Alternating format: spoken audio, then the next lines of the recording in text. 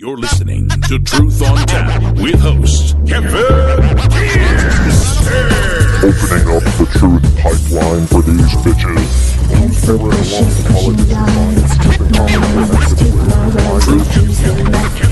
Truth on Tap. Truth. My right to say how I say it's mine to give. My rank, my heart, it's mine to share. My songs, my heart. Truth on Tap. Invite to use just the mission to use. Chop it up and recombine. Chop it up and recombine. Truth on Tap is now flowing from iHeartRadio. Get your Kierstead fix by Googling Truth on Tap with Kevin A. Kierstead. All the truth you can handle running hot on iHeart, Facebook, Spreaker, and more. You want the truth? You can't handle the truth on Tap.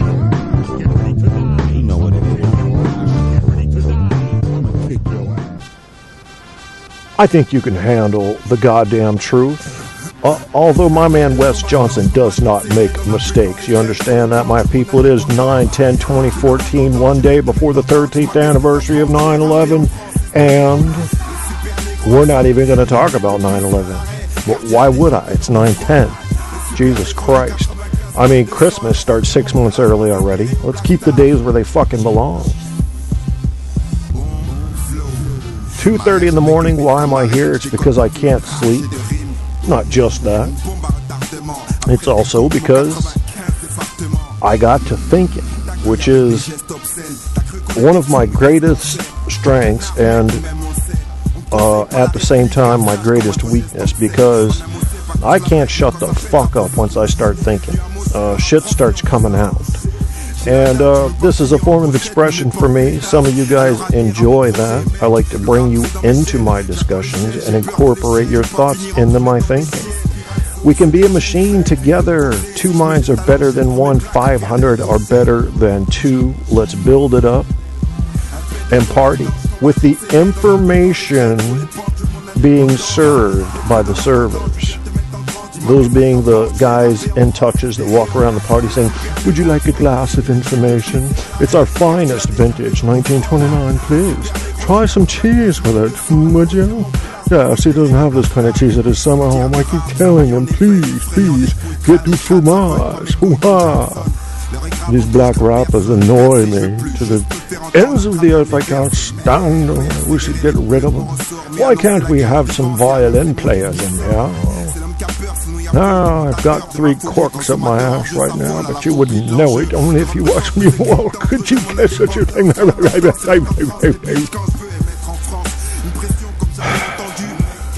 This is what I do when I can't sleep. Yeah, hey bastard Barco, good God. Whoopsie. I'm planning to troll you hard on this show. You can do that. You can troll me. I think I'm dying, man. So I don't care if I get trolled. I'm gonna try not to bore you, Barco. Jesus Christ! You guys got the chat going too fast for me already, and I haven't even let my French black rappers finish the first song. Dislex says, "I'm such a Spreaker god. I should count as 2 people in this machine, Kev." You should, and you should get equal pay for equal work. That's what I think. You know, this nigga right here ain't getting no money for this show. Yeah, I'm not a good businessman. You know, I was out at the local fair a few days ago giving away my fucking hard-earned, these bracelets I made out of parachute cord. Kids coming up, dirty knees. "I would love to have one, but I have no money left." I'm sorry if that sounded Hispanic. They weren't. But I gave them to them anyway. I don't know. I guess because I came up poor. We couldn't get shit. We wore Keds. You're listening to Truth on Tap with host Kevin Kierstead.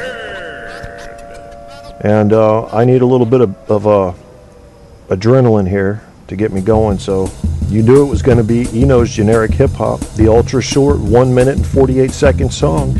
It's like cocaine into your eardrum. A zing, bitch. All right, I need to feel this. You're going to have to bear with me. Just let me feel it. Leave me alone for a second. Oh, there it is. Jesus Christ.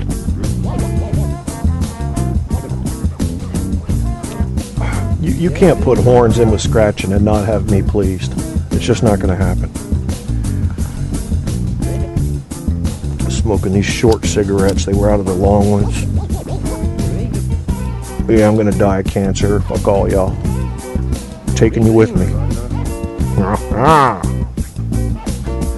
Speaking of cancer, I was listening to a podcast earlier, again, that my good friend Apocalypse posted, and it was a clip from a Debbie Daily show, and it spoke about how Guy Shea, DJ Bad Guy, was the cancer of Spreaker. And I began putting something together in my mind. You know, here I sit with this filthy cigarette that's going to give me cancer, and I love it. Now, I don't love the cancer, but I love the method by which the cancer is going to grow. The thing that's causing the cancer to grow, I assume, someday, is something I'm enjoying right now. So she may be right. Maybe Guy Shea is cancer. Maybe. I like listening to his show. Yeah. Look him up if you haven't seen him. Tell you what we're going to do. I'm going to psychoanalyze Love Shadows, A New Mayday. Stick with me. Featuring Snowflake.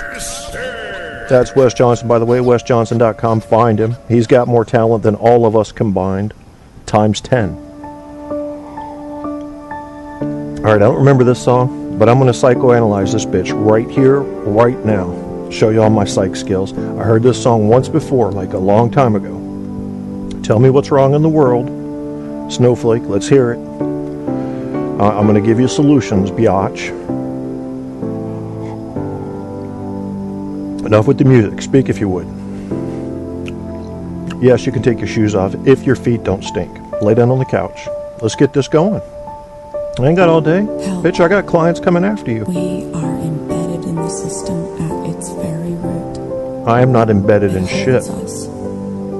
It strangles us. What strangles you? We need Your lover? the system for our water, our food, our fuel, our No. shelter. We are utterly dependent upon it. I can go live in the system is woods, designed so don't tell to me I need a create system. Dependency. It's so much easier to control those who need. Well, that's the first thing you've said that makes Despite sense. faithfully feeding this hypnotizing system, it has failed us. Its puppeteers gambled. Our money, our resources, our democracy, our sustenance, and lost. then they And got how are we bailed still out eating? At our cost. Their fiduciary failure was rewarded. Don't use Large 5-syllable words in my bonuses office. and golden parachutes. Decadence is never enough when money is your master.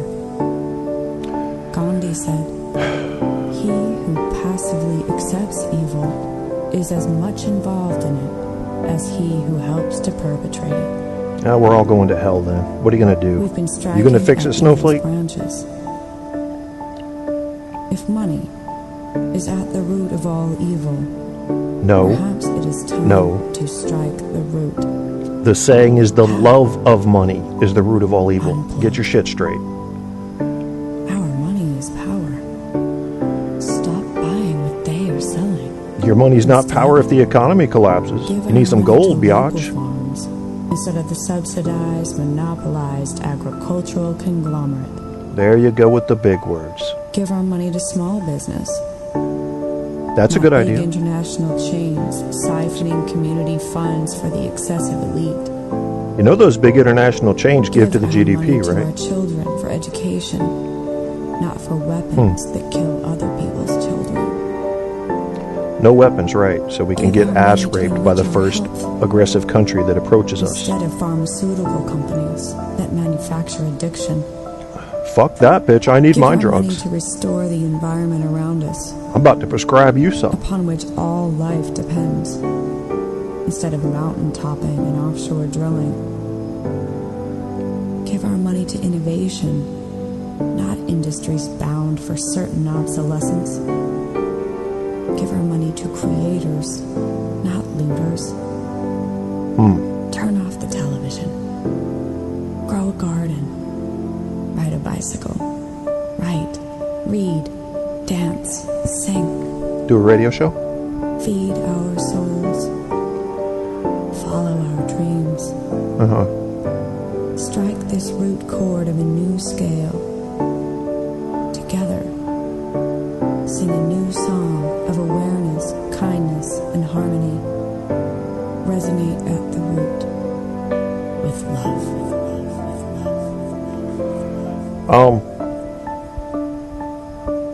All I have to say about that is, Snowflake, go home, you're drunk again. Okay? Don't come to my office drunk. I do not counsel people when they are drunk. And if you think that we should turn off the TV, then you're going to kill 10% of America's GDP. So who the fuck are you rooting for? Yeah, that's a problem. I don't know who the fuck Snowflake is. She's in this. I get these free songs because I don't want to get my show canceled for playing Metallica and shit. And they say this crazy shit, and it's beautiful. And then it's like, oh my God, I just listened to the lyrics. And you know, a few of the things did make sense. Grandpa Al, why are you people in my chat room? You should be sleeping, man. All right, who was it that was going to come in and, what was the word? Fuck with me? Something like that. No one wants gold if they can't eat. Gold's the only way you're going to eat if the economy collapses. You want a candy bar? Try to hand me some of that worthless money. I'll use that shit for tender. Give me something shiny. I'm a human. I want something shiny. What's up, Grandpa Al? Thanks for coming by, man. Maybe you can help me keep this chat room straight, because I've already lost control of it. KK, please pause your show while I get hooked into the audio. I can't pause my show. I'm sorry, man. I can't pause my show for anybody. I wouldn't pause my show for my sick and ailing mother. No call-ins yet, Barco. We're not doing call-ins. I'll let you call in soon. Just let me get my shit off my chest. It's how I do my show. Yeah, I don't have Skype open yet. Well, I have it open, but I'm not answering it. In fact, I'm closing it. I will have it open later, though, if you want to call in, I promise. But that's not how I do my show. When I do my show, I come in and say what's on my mind, and then I take calls. Do you think there will be stores with candy bars and bread? Even if so, why would they trade you for worthless metal? Because that metal is a universal trade item. People have traded gold for thousands of years where money was not in play. Maybe other metals, you know, things that can be used for other things. Ultimately, isn't that what makes something worth anything? The fact that it can be used for other useful things? That's why if the economy collapses, money goes bye-bye. You get gold, you can make weapons, you can make jewelry, you can make teeth, you can get laid, because the hookers like gold. You show a hooker something shiny, she's like a goddamn rainbow trout on a Mepsaglia. You got her. You don't even, she's like, oh, it slipped out. I'll bite it again. She doesn't even try to run. I just bite, just stop pulling the lure. Hold on. I got it. Pull in now. You got them. They're shiny. And that's what they want. They want shiny. We're people, we want shiny. I've got some things. I have a couple questions I need to ask you guys in the chat room about a co-host that wants to help me host this show. And what I'm going to do, if I can, I think I will do this through sometime during the show, not right now, because it'll take me time to look it up, and I don't want to stall you while I do that. But she's a very wise woman. She's a registered nurse. She's got a degree in psychology and a degree in Western medicine. She's thinking about co-hosting the show, and I'm afraid, I don't know how to say this. No one is, in my view, so intellectually superior to me that I would feel like they were overqualified for the job. However, as you guys know, I like to go kind of raw and ghetto with my comedy and just fuck around. And I think it is below her. I wouldn't want to pull her into it. I think she could get a co-host spot on a terrestrial station, to be honest with you. Now another thing I want to talk about is pain. There seems to be a little bit of confusion out there about when people hear that you're in pain and then they see you, they may say, well, he doesn't look like he's in pain.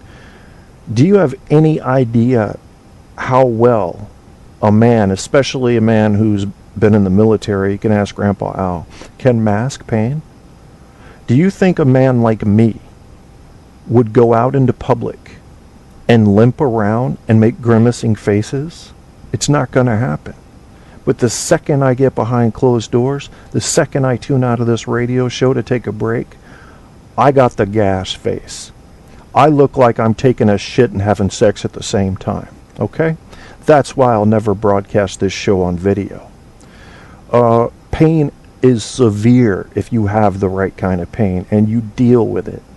I am so sick of people assuming that just because they saw you one day and you looked normal, that you're not suffering. Have you ever seen somebody out in a grocery store that looked just fine, just to find out later they were half eaten up with cancer? That's somebody who's masking their pain. We hide emotional pain and we hide physical pain. Those of us that are tough or insist at least upon appearing tough, it's still there, and it still wrecks your fucking life. You need to know that. If you don't have a life loaded up with physical or emotional pain, maybe you don't understand that. I'm asking you to use your imagination right now. Another thing we're going to talk about is I have up here 32 simple sleep solutions. Note the beautiful use of alliteration there. I always admire that. 3 S words in a row. Great job. And isn't it just appropriate that the website is greatest.com? Greatist. We're going to talk a little bit about that. And speaking of someone who spells and speaks correctly, we're going to try to see if I can find a clip of George W. Bush saying the word nuclear. I don't think I can. But we're going to try. I've got some loaded up. Maybe I'll get lucky.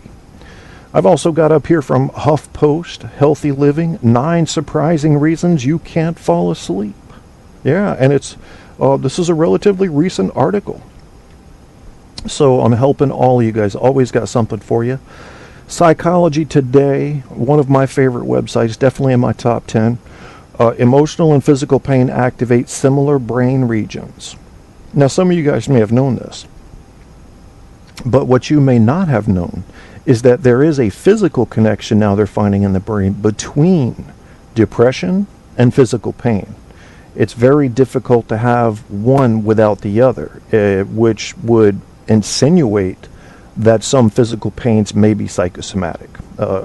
And you understand how what if I could give you any one sentence to take away from that little comparison, it is correlation does not equal causation necessarily. Well, it doesn't at all, but it can. When it rains, your sidewalk gets wet.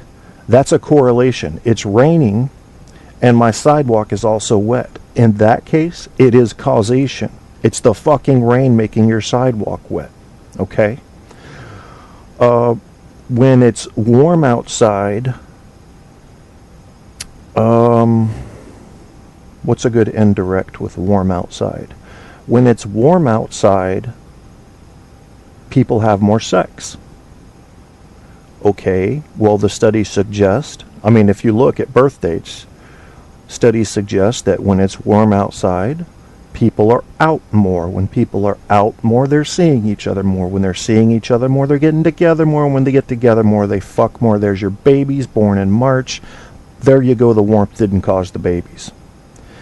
But it led to this, that led to that led to the other, da-da-da-da-da. Now, there are also fully indirect correlations. In other words, there's no direct relationship between two things that are either positively or negatively correlated. One goes up, the other goes down, or one goes up, the other goes up with it.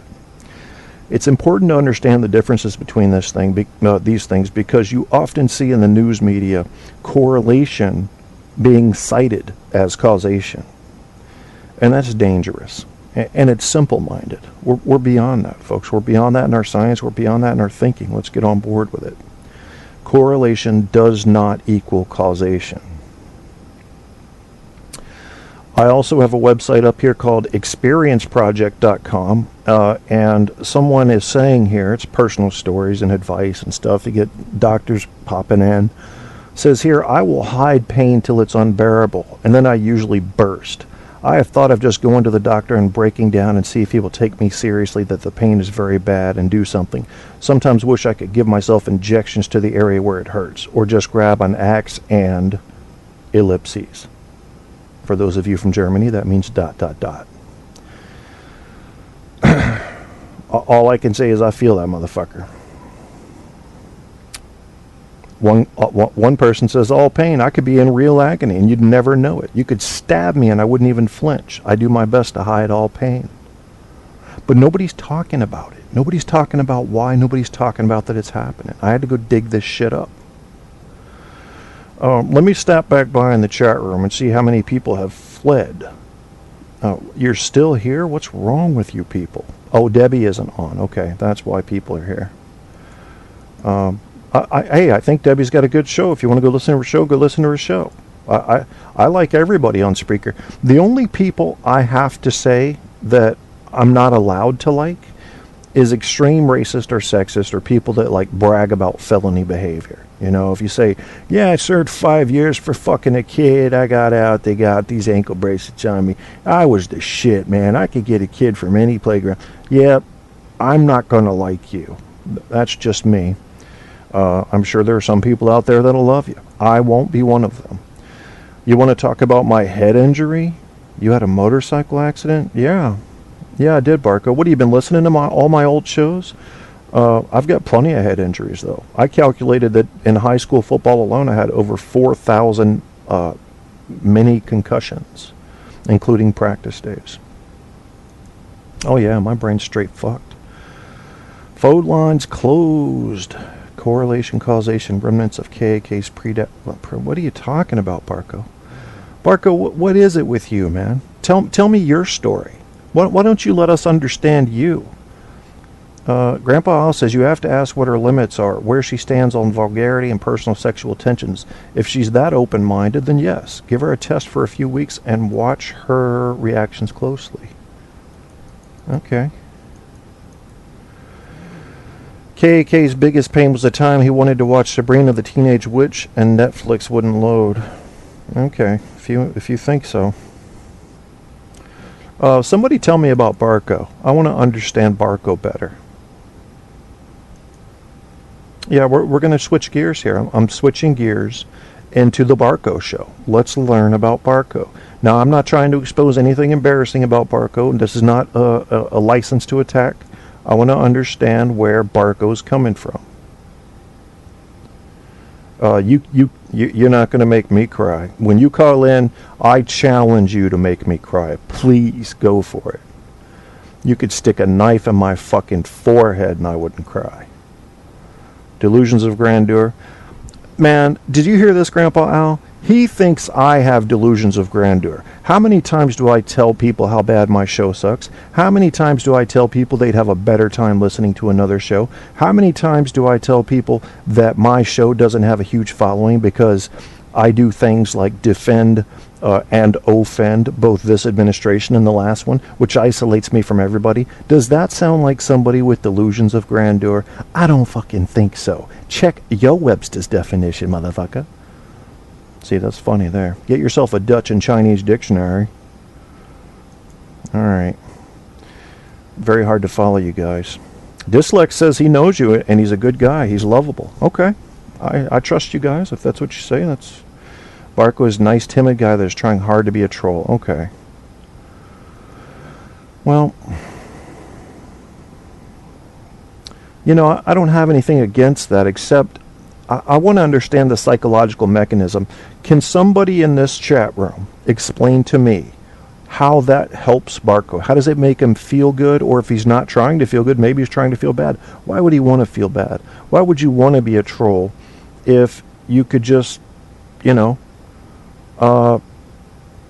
if you could just come enjoy yourself? I don't understand. And you can debate things. We can totally disagree. But it looks like his goal is to disrupt everything, to turn it all upside down.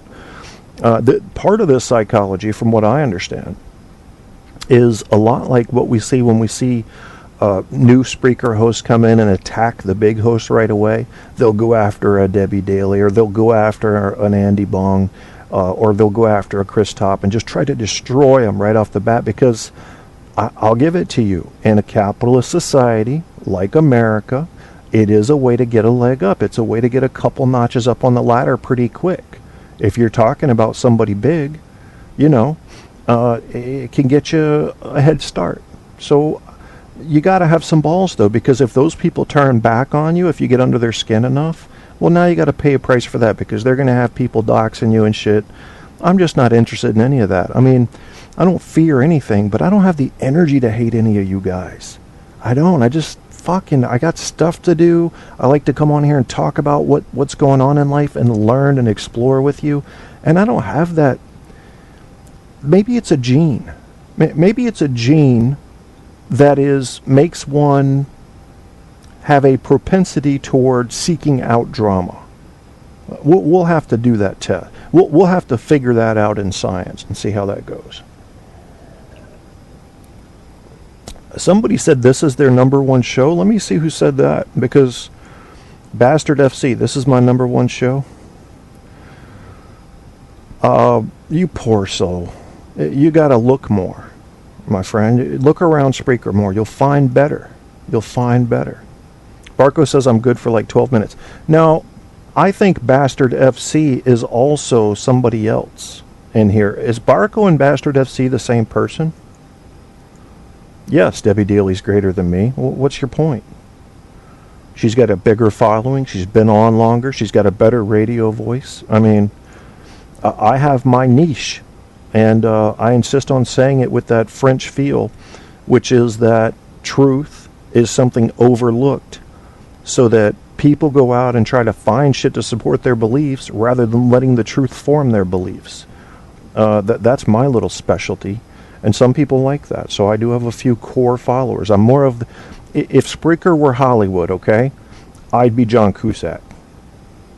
You're not beating down the theater doors to see John Cusack, but the people that like him, they like him. They like him, and they know what they're going to get with him.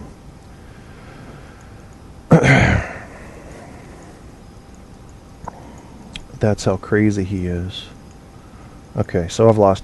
But anyway, no, I didn't have a motorcycle accident. I wiped out on my scooter once and banged the shit out of my head about 2 summers ago. And replicate a human. Okay, I may be an alien. You know, I talked about some of the topics earlier. Is there something else you guys would like to talk about? Is there something on your mind? Why are you awake tonight? How many of you are in the United States? And if you are, and you're anything more east than PST, you ought to be in bed. So what's going on? Why are you still awake? And why the hell are you wasting time listening to my show if you have to work tomorrow? For those that don't know, the work that I do is 7-pronged, but the only ones I really talk about are the computers that I repair. I got 2 out today. I knew Grandpa Al, I was thinking Michigan for you for some reason, but then I remembered, yeah, okay. Why is that, Bastard FC? Why would you check in the archives? What do you mean you check? It sounds like you're doing, like, you're looking for certain little nuggets when you say check rather than listen. Tell me if I'm right about that.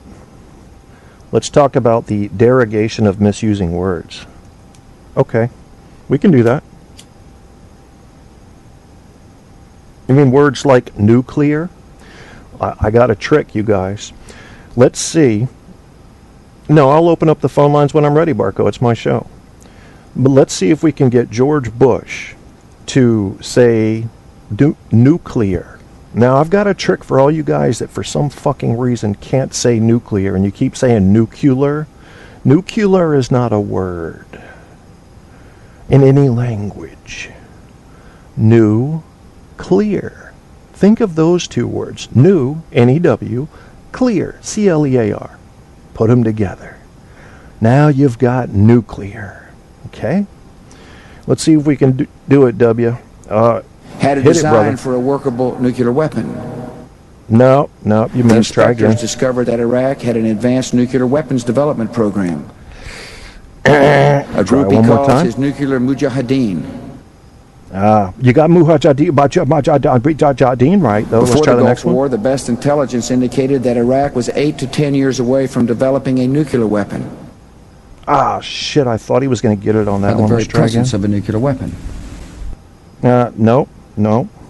Do you think those nuclear weapons even While the exist, regime George? again denies they even exist, to developing a nuclear weapon. Shit. You know, I thought I'd have one here, just one, where he would, where he would So I get hear it the right. voices, But and I read the front page, and I know the speculation, but I'm the decider, and I decide what is best, and what's best is for Don Rumsfeld to remain as the Secretary of Defense. How did you We've know also this? discovered through intelligence. Oh, I see. Okay. Is that Detroit slang? He has said it correctly every time. He is saying it correctly. Nuclear. Okay. Why do you listen to my shows, Bastard FC? Is it so that you can... let me go ahead and open up the phone line so Barco will shut the fuck up and call in. All right, I'm pulling up Skype right now, Barco, if you want to call in. You better be good. And I don't mean just good. I mean behaved and good. Because if you're just like... Nobody wants to hear that. I don't even want to be awake right now. You think I'm going to want to hear that? Shit. All right, Skype's up. mr.kevin.kierstead is the contact info. Whoever wants in, get in. I will open up the phone lines in a moment. If you want to use traditional phone lines, 910 no lying is your ticket to success. And it's been a while since we've used the phone lines, so let's hope that we don't have any ring rust here. See what happens.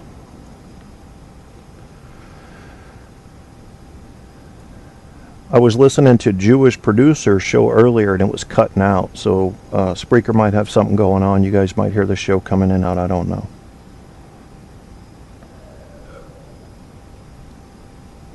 Wait a minute, Bastard FC, are you also RD? That's what I was thinking, because I know you commented on one of my shows that thanks for the food for thought, and now I'm seeing, now my brain's making neurological connections and suggestions based on that.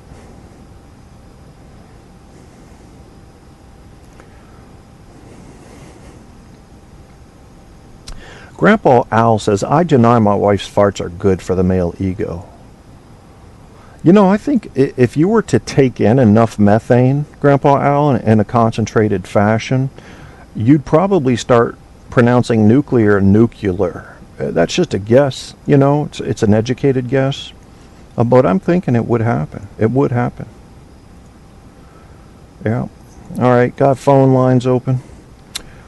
Since no one's calling right now, I'm going to have one of the 3 staff members here on. And as you know, we have a Jew who works for the station now. His name's Jubaka.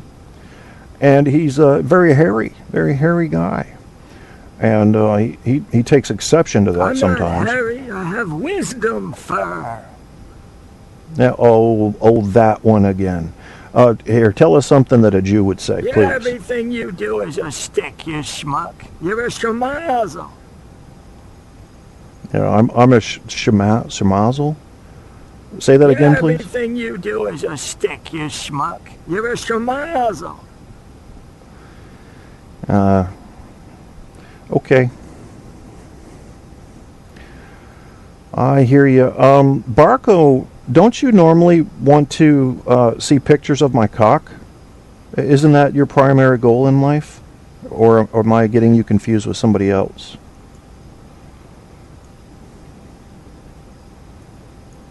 Because I may have a special treat for you tonight. I have issues like Kev, the mind goes wild. Yeah, okay, RD, thank you. Thank you for clarifying that. I appreciate that. Barco, Stabby Allen.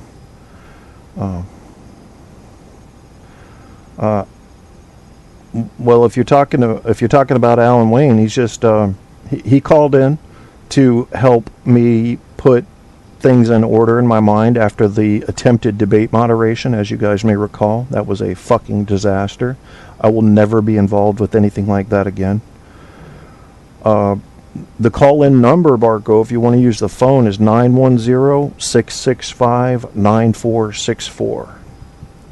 Or scroll up.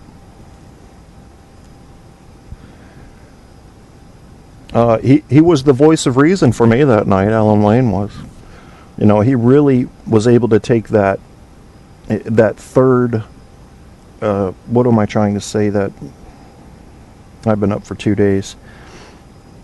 He was able to step out into the periphery and look at the big picture, whereas none of us were able to do that.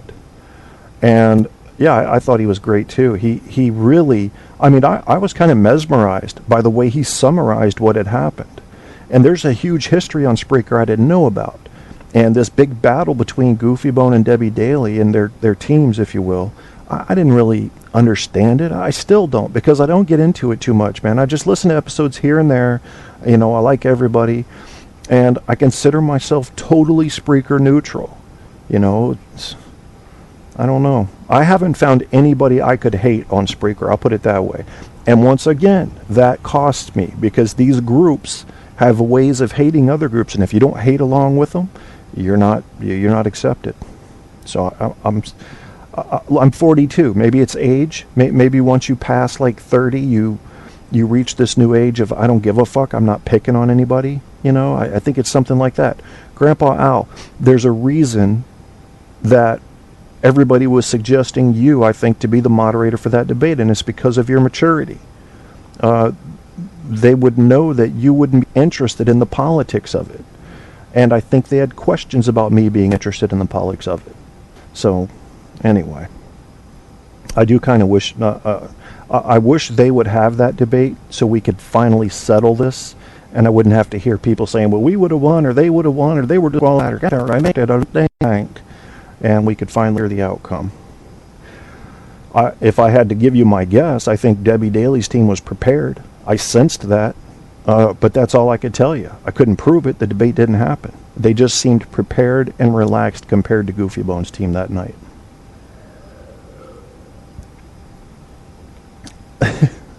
That's a strange way to look at it. So RD is saying, I tend to look at Spreaker like a call center with maybe 10 or 20 people, all with 5 to 25 accounts. Maybe the remaining 5% is real people. Is it that bad? Is it really that bad? What am I a part of here? I don't know. Every time I learn something new about Spreaker, it freaks me the fuck out. Although we do have Steffi as Stabby sub. Yeah, what somebody said, Jewish producer said he thought Stabby McHugs died last night. So, what was that about? Is that something we joke about? I am not telling you the call-in number again. I'm going to put it in chat one time.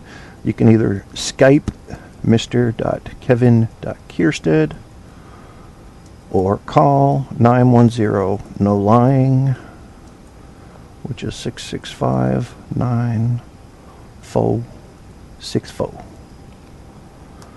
Never take JP serious. I didn't take him serious. I mean, I was just listening to his show. He had a guest on. They were talking about ISIS, or as my friend Ramsey likes to call them, ISIS. Well, if there's... You're confusing me, Dyslex. If you know shows with decent people, I want to know who they are. If you don't want to say it in the chat room, please send me a message, because I like to follow shows with decent people. It's not that bad. You all stick the same group of idiots, the same shows crying about each other. Well, for you younger hosts, I recommend that as soon as you possibly can, get away from letting what anybody says on any show about you bother you. You know, because I know it's not easy when you feel like your name has been stomped on in front of enter number of people here. But the truth is, people like me that are listening and talking about you, we're going to be relatively proud of you and impressed by your behavior if you stay above that fray. And I remember Alan saying to me that night, before the debate, I think, that, Kevin, you're above this. And I felt like a little bit like a piñata. You know, I was supposed to be the moderator. I was supposed to be the unheard voice. Here we go. Got a call somewhere. All right, hang in there, because I don't know how to answer half this shit. Area code 773, you are on Truth on Tap. Hey, Kevin, this is Barco. How are you tonight? Barco! I would have imagined you would have sounded much different than that. I thought you were going to sound like RoboCop. RoboCop. Yeah. I can't. You have 15 seconds to comply. Yes. What's up, Barco? Tell me what it's all about, man. The thing I remember from RoboCop was the "I'll buy that for $1" commercials. That's actually one of my favorite movies, the original RoboCop. Sure. Crazy Eddie. Yep. Yeah, in the Chrysler 3000 SUX. Yes, yeah, a lot of good stuff in that. Also, when that one character actor who plays the bad guy comes in to the other guy who plays the character actor, and he's got the two bitches, and he's got the pile of coke, and the one dude walks in and goes, "Bitches leave." It's pretty cool. I don't remember that, but I haven't seen the sequel or the remake of it. Have you? Or no, I haven't. I saw the original, and that was it. Yeah, I don't know. I really like the sickness will come seeping through RD. But hey, I was going to ask you about the Governor McDonnell verdict. That was shocking, wasn't it? Robert McDonnell getting convicted. He really didn't do anything. I mean, I understand you're probably not on his side politically, but I really don't think they did anything bad. I'm not familiar with the story at all, man. Give me the lowdown. You're not familiar with the story of your Virginia governor and his wife being convicted for. Oh yes. Sorry. Well, I haven't slept in a couple days. Okay. Well, what they did is that what they turned him into was an example. That's all. The law is always subject to interpretation, and it's very rarely black or white. And if they can find a way to get you on political corruption charges, the people love that, and they push for it. And I think there was a huge tidal wave of public support for that conviction, even though a better lawyer probably could have got him off. Yeah, but I thought he was kind of a popular governor. I mean, strangely for a Republican, he restored convicted felons' right to vote in your state. I don't know if you know that, but I mean that's kind of interesting. Well, believe it or not, I'm not afraid to admit that local. You know, you've heard the term "all politics are local." I almost routinely ignore local politics, and that includes state level. I'm always looking at the national and international stage. That's where where I'm more well versed. So you may know more about my own state's government than I do. Yeah. Well, I was kind of worried about the national implications of McDonald's conviction because it wasn't a state conviction. It was the federal government coming in and convicting him, as they did here in Chicago with Rod Blagojevich, my neighbor, who I thought was going to get out of jail, but you know, I mean, a lot of this political horse trading has been for centuries. I mean, if you go back and read about how the Constitution was passed or whatever, it's a lot of people getting drunk and voting, and American politics is like making sausage in Germany. You know. Well, I think they've scared the shit out of a bunch of people with this conviction, but you would also think that would have happened with Blagojevich's conviction. Except Blagojevich sounded like such a douchebag on those phone calls, you know. Whereas McDonnell, like people supported him, went to the courthouse at the time the verdict was being read in support of him. We're talking regular, everyday voters, obviously NASCAR fans, but at the same time, So Kevin, have you always lived in the South, or? No. I was born in Indiana and moved to Virginia. Well, Indiana is the South to us in Chicago. The Mason-Dixon line is just south of us. Yeah, I was born in Fort Wayne, Indiana, and then we moved to Virginia, and then I joined the Air Force at 18, so I was really only here 15 years, and then I jumped all around the country, and now I'm back. Fort Wayne is actually the original home of the Detroit Pistons, but back in the day, it's an interesting little town. It's northern Indiana, which isn't as hickish as southern. It's like Ohio has the same thing going on. You have northern Ohio, then somewhere halfway through the state, it starts to be the South. Yeah, okay. But so you're over in Virginia Beach, or? Well, that's where I say that my show's from, but I'm actually a little bit north of that. And the reason I do that is because people that are looking for shows close to them will find my show. If people are looking for shows close to them and they actually were near my town, there's probably about 5 of them. So the show doesn't broadcast from Virginia Beach, but that's what I call my anchor city. I'm actually north of that, as the crow flies, about a half hour.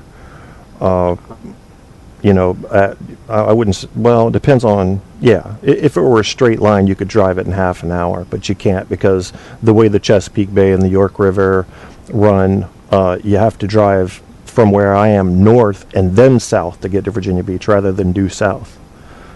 Oh, wow, that's really weird. Okay, so you're closer to Norfolk or Chesapeake? I don't know where the hell you're... Yeah, it's pretty close to that. It's what we look like on the map is like a finger sticking out into the Chesapeake Bay. A Grandpa Owl will like this one. Imagine a finger sticking into the wet, mushy Chesapeake Bay. We're out on the fingernail tip.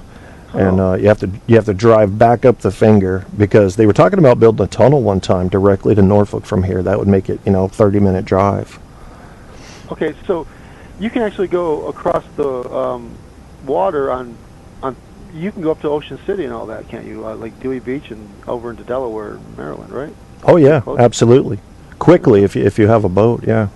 Oh well, no, but isn't there a causeway or a bridge going across there, 13 or something like that? I don't know what it is. Yes, there is, absolutely. Cool. Yeah. I spent several summers living in D.C. during college and that, and had friends that had out at Rehoboth, I guess it was, or Dewey Beach, and we rented some boogie boards, and I ended up getting caught in the undertow or the current. So all of a sudden, I'm floating 15 miles an hour or whatever down south on this boogie board. All these lifeguards, and my friend got in his car and drove and met me, but it's just like, I don't know. That's what happens in North Carolina. If you're down in Nag's Head, you'll be swimming, and if you don't pay attention after a while, you look, and your party is now a half mile south of you, and you're going, what the fuck? Yeah, the worst thing to do is try to swim against it. You go with it, and you try to work your way toward the shore is what you got to do. But, yeah. Because that's so easy to do. But so that's cool. Where do you live now? Chicago, Illinois. Okay, all right. Do you happen to know Ramsey Swice or Ten Fish, the comedians? Neither of them. No, first time I've heard either of those names. So. Well, that means they're not very famous then, because they were also out of Chicago. Are they Spreaker hosts, or what are they? No, Ramsey is he's an Arab midget whose family is from Jordan, and that makes him funny right off the bat. You don't have to say anything. Okay. But his whole big selling point is I never repeat a joke. So if you were to Google I never repeat a joke, you'll find this Arab midget. Here, I'll give you an example. One of his YouTube videos, he let his friend kick him in the nuts 7 times in a row. Ouch. All right. That's how bad he wants to become famous. Okay. Yeah. You came right up right away. So that's a good marketing tool. Yeah. And Comic Alive. Yeah. He only has 6,000 hits in 2 years though. So. Yeah, he's not that good, and I love him. I love him to death. But the fact that he's confined himself to never repeating a joke has severely limited his ability to come up with a good act and market it and do it over and over again. And how on earth? What's that? I was just reading from chat. How on earth can people think of becoming famous without being Spreaker hosts? I don't know. This is the only way up. RD, obviously. No, I'm actually surprised. The Spreaker hosts are a self-selective bunch that are surprisingly intelligent, interesting people. I mean, with the occasional exception of some tards like Andy Dyslex or RD there. I mean, all the rest of them are great. But no, Chicago has like a kind of a junior circuit stand-up scene, which is pretty. It's kind of like if you don't want to be in New York or LA right away, you come to Chicago. I think it is. And either you do the improv scene, which is kind of the feeder for SNL and all that, or you do the stand-up scene here, which ends up being a feeder for New York or LA stand-up scene because you get a lot of time to hone your craft. But all of them do the same jokes over and over and over. They would never, if you told them you can never tell the same joke again, they would just, no, you can't. That's not how it works. Yeah. Dead air? Are we getting dead air? I don't know. I mean, I hear you, so I don't really care if they can hear us. But well, good point. It's funny you said that. Stand up on your own, or? No. Well, I could if I rehearsed. I could never do it. Like, I can do this radio show and I can go totally freestyle and have a blast, but it's different when you're standing in front of a group. I need to have my notes in order, if I'm going to do something like that. But you were talking about how Chicago might be like a feeder to L.A., and Ramsey, the guy we were just talking about, did just that. He started off in Chicago, did about maybe 40 stand-up routines and 100 radio shows as a guest, and then moved out to L.A. So he claims he's still on the way up. And I got to admit, that marketing trick of I never repeat a joke is a unique one, but I seriously think it paints you into a corner when you confine yourself to never repeating a joke. Always having to come up with new stuff. I don't understand how he does it. Yeah. I guess that's something he picked up on. And I just wonder, maybe if he stopped doing that and he picked all of his best jokes and tried to do 45 minutes of that, if he could get get picked up maybe for like a 15-minute Comedy Central special or something. But I think he could. Yeah, it seems like if you can put together some, you can string together a lot of jokes that you've told maybe 1,000 times, then you can, these days it seems pretty cool. Yeah. He's got talent. He just he's an Arab midget Christian. Oh. And right there alone, it completely sets him apart from everybody else. So he doesn't have to do the I never repeat a joke. He could do a regular act. But I think he's making his name. I'll be honest with you. He's climbing the ladder, but people are finding his content dragging a little bit, I think, because you just can't keep coming up with. A lot of times I've seen him do comedy acts. If you go on YouTube and watch some of his videos, will he be reading from a card? And that's a killer for stand-up comedy, So, but he's getting better, and I think he'll start learning to play the crowd a little. And, if he keeps pushing, and he's totally ambitious. The guy's probably, I don't know, maybe 32 years old, somewhere right in there. He's got like 50 years of college already. Explain that to me. I think he injected it. So he's gone to colleges in the Middle East. He's gone to American colleges, and he's just a little short with himself. That's what it is, Grandpa. Yeah, but he's got. Say what's that? I think Grandpa L would be fun to bring down to Chicago and have him do some stand-up at an open mic, or just read his writing, because he did that for us one night and it was pretty good. But yeah. Do you do stand-up routinely too? Not routinely. I've tried and failed, so it's pretty embarrassing to get there. And pretty much if you go to an open mic in Chicago, it's all these comedians who've been doing it for anywhere from 1 to 7 years, and you're up there your first time. And it's just like it's like sharp. They hate anyone else trying to do what they're doing. So. That is so impressive. You guys, you just heard Barco come and say that he failed. That is a huge score on my book of being honest, because everybody that you hear from typically on these shows has had so many major smashing successes that they just can't fail. And it's always good to hear somebody being real, Yeah. I would fail. I guarantee you I would fail, and I would try not to. That's the sad part. But, playing off your crowd is big, and I'm good with that. I can sense a crowd, but you forget one line, or you screw up the tempo of one joke, and you've lost them.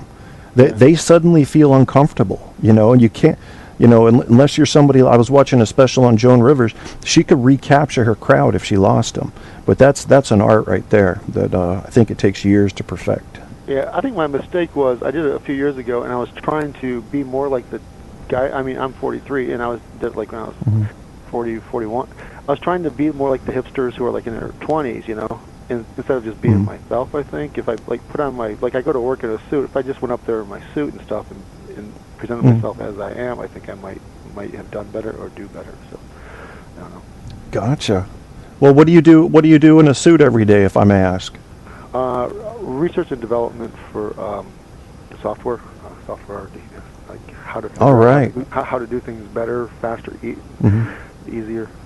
So I don't know. I've been doing it for years, and I'm probably the youngest person in my development group, though, because and because it's R&D, they're a little bit tolerant of eccentricities, so it's kind of nice.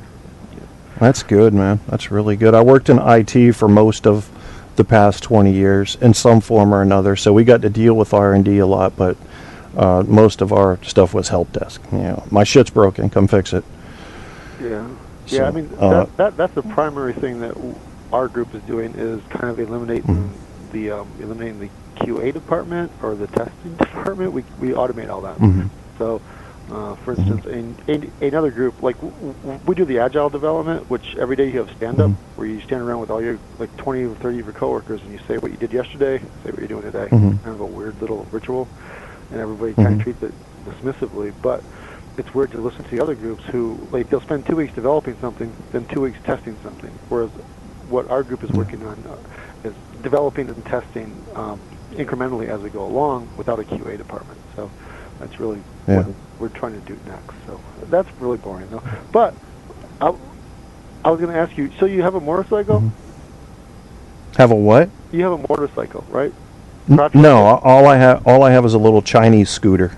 I thought I saw a motorcycle in your picture with your beautiful princess cat. No. You don't have a motorcycle? No. All right. Maybe not. No. All right. You might have seen my scooter in some of my photos. It does look like a motorcycle the way they make them now, but it's really just a tiny little 50cc nothing. I mean, I could probably walk faster than my scooter goes. Oh, okay. But damn, I did wipe out on it once. I knocked the shit out of my head. I was going around a corner on a gravel road, and I said, I'll slow it down to 15 or so. And next thing I know, I'm seeing flashing lights for 15 minutes, and my thumb's broken, and I can't feel half my left arm, and it was not a pretty time. But it's easy to underestimate what you can do wrong on a scooter. The worst injury I had on this scooter, I was going 0 miles per hour. Because when I first got it, I thought, this thing can only do 35. I'm going to be ballsy. So every time I would come to a stop in my driveway, which is gravel, I would slam on brakes and skid to a stop, thinking I was cool. Well, one time I did it, and I had my stepdaughter to be on the back, and it broke just a little bit to the right. So of course we flew left, and I shoved myself back to land under her, which I did, and broke a couple ribs. And it was just like, no, I can't play around anymore. I'm too old for this shit. Yeah.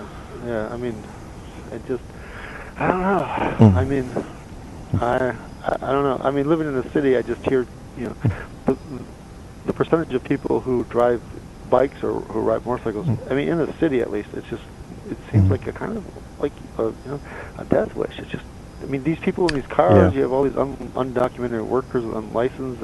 I've lost friends to people who were in two-tone pickups with a bunch of crap in the back, blowing through stop signs. It's just like, if you're in a car, at least you have a chance. But on a bike or on a scooter or motorcycle, I wouldn't really try that. But going to the country and open, what's it? I was going to say, you're right. I think it is a death wish if you're in the city. And I was in D.C. too for a while, not as long as you, but for a couple of years on and off in Northern Virginia. And of course, I would drive into D.C. I was working on copiers and networks, like how people would network copiers and basically document solutions, to use the strictly gay term. And I mean that in the least offensive way possible. But and I wouldn't have ridden a motorcycle up there. I mean, I was rear-ended up there several times, and I mean that in the automobile sense. Hey, this Rex, we need to get that audio drop of Kevin saying. Hey, the podcast will be up, man. Do whatever you want with it. Chop it up. But no, I watched a guy come. I was stopped at a stoplight, and this is in D.C. This is in, I think I was in Northwest, and I'm watching in my rear view, and he was, moving too fast up behind me, and I'm like, this son of a bitch. So I started pulling forward because I knew he wasn't going to stop in time. He still hit me, and then I'm thinking, do I say something? And he just pulls around me and drives off after the light turns green. People don't care up there, man. Oh yeah. Yeah, I mean, Detroit was interesting. Chicago. I've been to Boston. I think Boston's probably the worst city to drive in. In D.C., the Beltway is just insanity. I mean, it's just... Yeah, it is. Like 8 lanes, people are flying and all that. But one thing I remember about D.C. is D.C. is one of the few cities in America that still has hitchhikers. They call them... It's called slugging. If you go out and you look up slugging websites, like the peeps who live out in rural, or not rural, but suburban Virginia, they'll stand along the side of the roads into D.C. in the morning, and other cars will pull up, and they'll get into them. The idea is that the car will say, hey, where are you going? If you're going to the Pentagon, are you going to, you going to State Department, Foggy Bottom, wherever you're going, and this is like, it's been going on forever, and it still happens in D.C., so. Wow. I didn't see a lot of hitchhikers when I was up there, but I tell you what I do remember seeing a lot of, and that is Mexicans gathered at the shopping centers looking for work. I mean, they'd be there sometimes a couple hundred, Yeah, they look for day labor. And you'd see occasionally a pickup come and pick up 5 or 6 of them and drive off. And I assume they were going to work and not being sold as sex slaves. But you never really know. Yeah, when I lived there, first I lived on Connecticut Avenue by the Israeli embassy, which is weird, but also the Kuwaiti embassy. Then I lived over in, it's called, north of Georgetown. I forget what it's called, but like by American Embassy. So lived right in D.C. though. Yeah. Northwest D.C. is wonderful. The other 3 quarters of D.C., Southeast D.C. was scarier to me than Detroit. Yeah. South of the Anacostia River, or whatever it is. I don't know what it's called. Yeah, I think that's what it's called. Yeah. They sent me there a few times to fix copiers at like churches and stuff, and I was nervous as hell, to be honest with you, but they knew I was one of the few technicians that was crazy enough to do it, Yeah, also if you're 6'5", that's probably helps out too. Yeah, I tried to look intimidating, but when 3 or 4 people are around you giving you the eye, you're like, well, shit, and I could take 2 of them maybe, but not 4. Fuck, I'm screwed. But luckily, I never had anything happen. The guy I started training with up there, I said, how many times you been robbed? He said, let's see, I've been working here 6 years, I've been robbed twice. Okay. At gunpoint. And I'm like, okay, so your odds are average once every 3 years. That's not looking good for me. Yeah, and just having one gunpoint experience is enough. I've had a few of those, and they're not fun.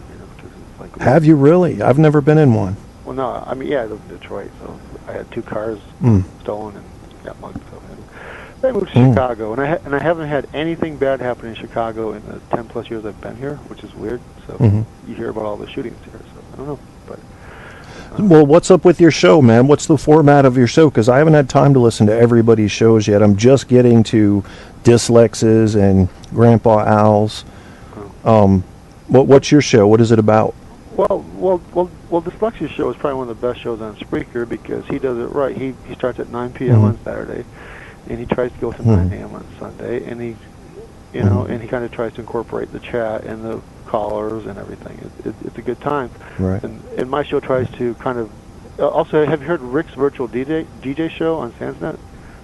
Yes, I have. I heard that once. Yeah, I try to strike the balance between those two because people, and that's one reason I kind of delete my shows afterward because they're meant to be in the moment experiences. The people who are in the chat are who you're catering to. You're not trying to produce something for, perpetuity. You're trying to just entertain the people in the chat. So, right.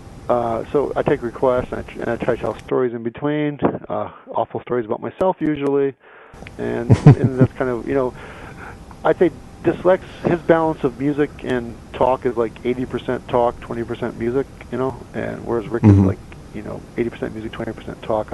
I try to get more talk in there, but it's so hard to talk for that long. I don't know how you guys do it. So it is. I rely on people in the chat room to give me ideas because I usually have some websites up if I want to talk about an idea, and reading from a website directly is, to me, it's almost a crime. I don't want to do that because anybody could do that. Well, that's what this guy does, yeah, he does. Yeah, but I like to pick little sections and read them and then talk about it. And then if people in the chat room have something to say, I'll talk about what they're saying. But I had a friend, you may have heard of him, or maybe not. I don't know how popular he really is, but Crash Jesus, yes. Chris, Yes. You heard him? Yes.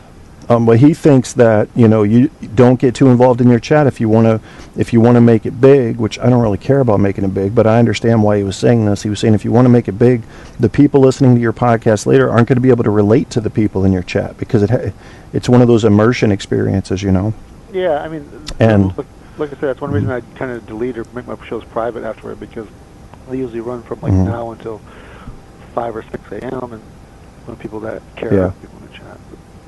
My shows never go over 2 hours. I'm just that's my cutoff. I couldn't do anything longer than that. Yeah.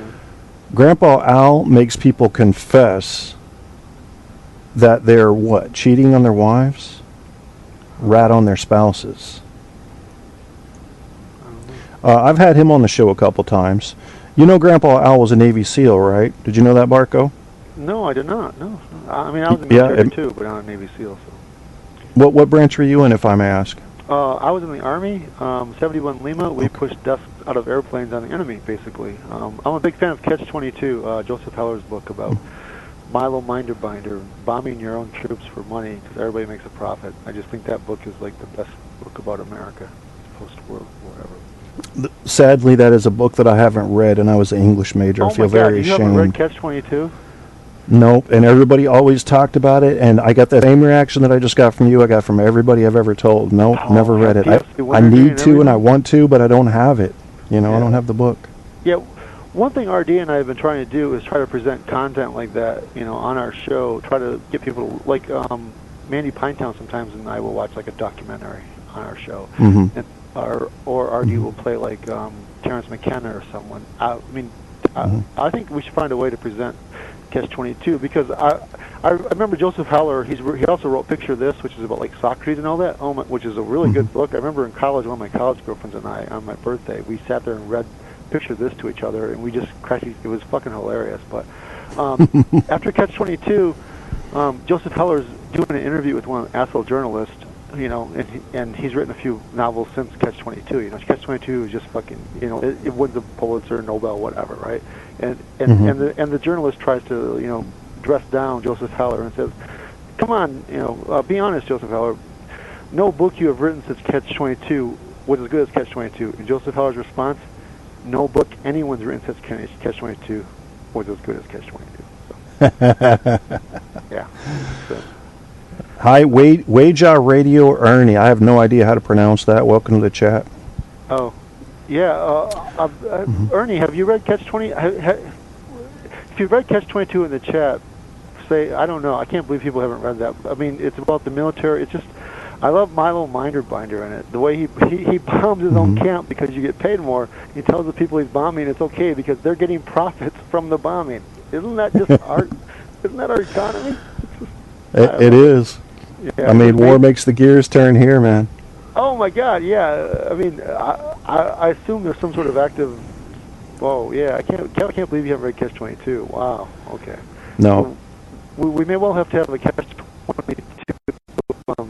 like podcast regular thing to get people to and it's just laugh out loud funny all the time. It's not a very dense book. It's not like Gravity's Rainbow or David Foster Wallace type stuff where you have to have footnotes. It's just a very well told story and very hilarious. So, I'll tell you one of the good books I read finally after many years just last summer was Confederacy of Dunces. Have you ever read that one? Oh, Ignatius Riley. Yes, I love that. About New Orleans. That. How has that not been made into a movie yet? They keep bringing it up. Yeah, with his mom. I mean, I haven't read that in years, but oh my God, Ignatius Riley was a great character. Just you could make a TV show or a movie about him. So. Absolutely. I think I know people like him locally here. I live in a small town of about 9,300 people, depending on which stat you want to look at. And Andy Bong is kind of an Ignatius Riley type character, someone who goes through the world oblivious to how other people perceive him, That's right. I don't know. But. And he believed everyone else was pretty much below him. They didn't match him intellectually, and he hated that whore from the other college, from the other town that he actually loved. What about All the King's Men? Robert Penn Warren's book about Huey Long. Have you read that? Or no, I haven't read that one either. It's interesting. It's quite I think it's the only thing he wrote, Robert Penn Warren, but it's a pretty good novel about Huey Long, I guess. I don't know. So what books have you read that you recommend besides Confederacy of Dunces, which I highly recommend too, by the way. Holy shit. Which ones? I would go with Infinite Jest as probably one of my favorite books ever. Catch-22 would be up there too. Gravity's Rainbow.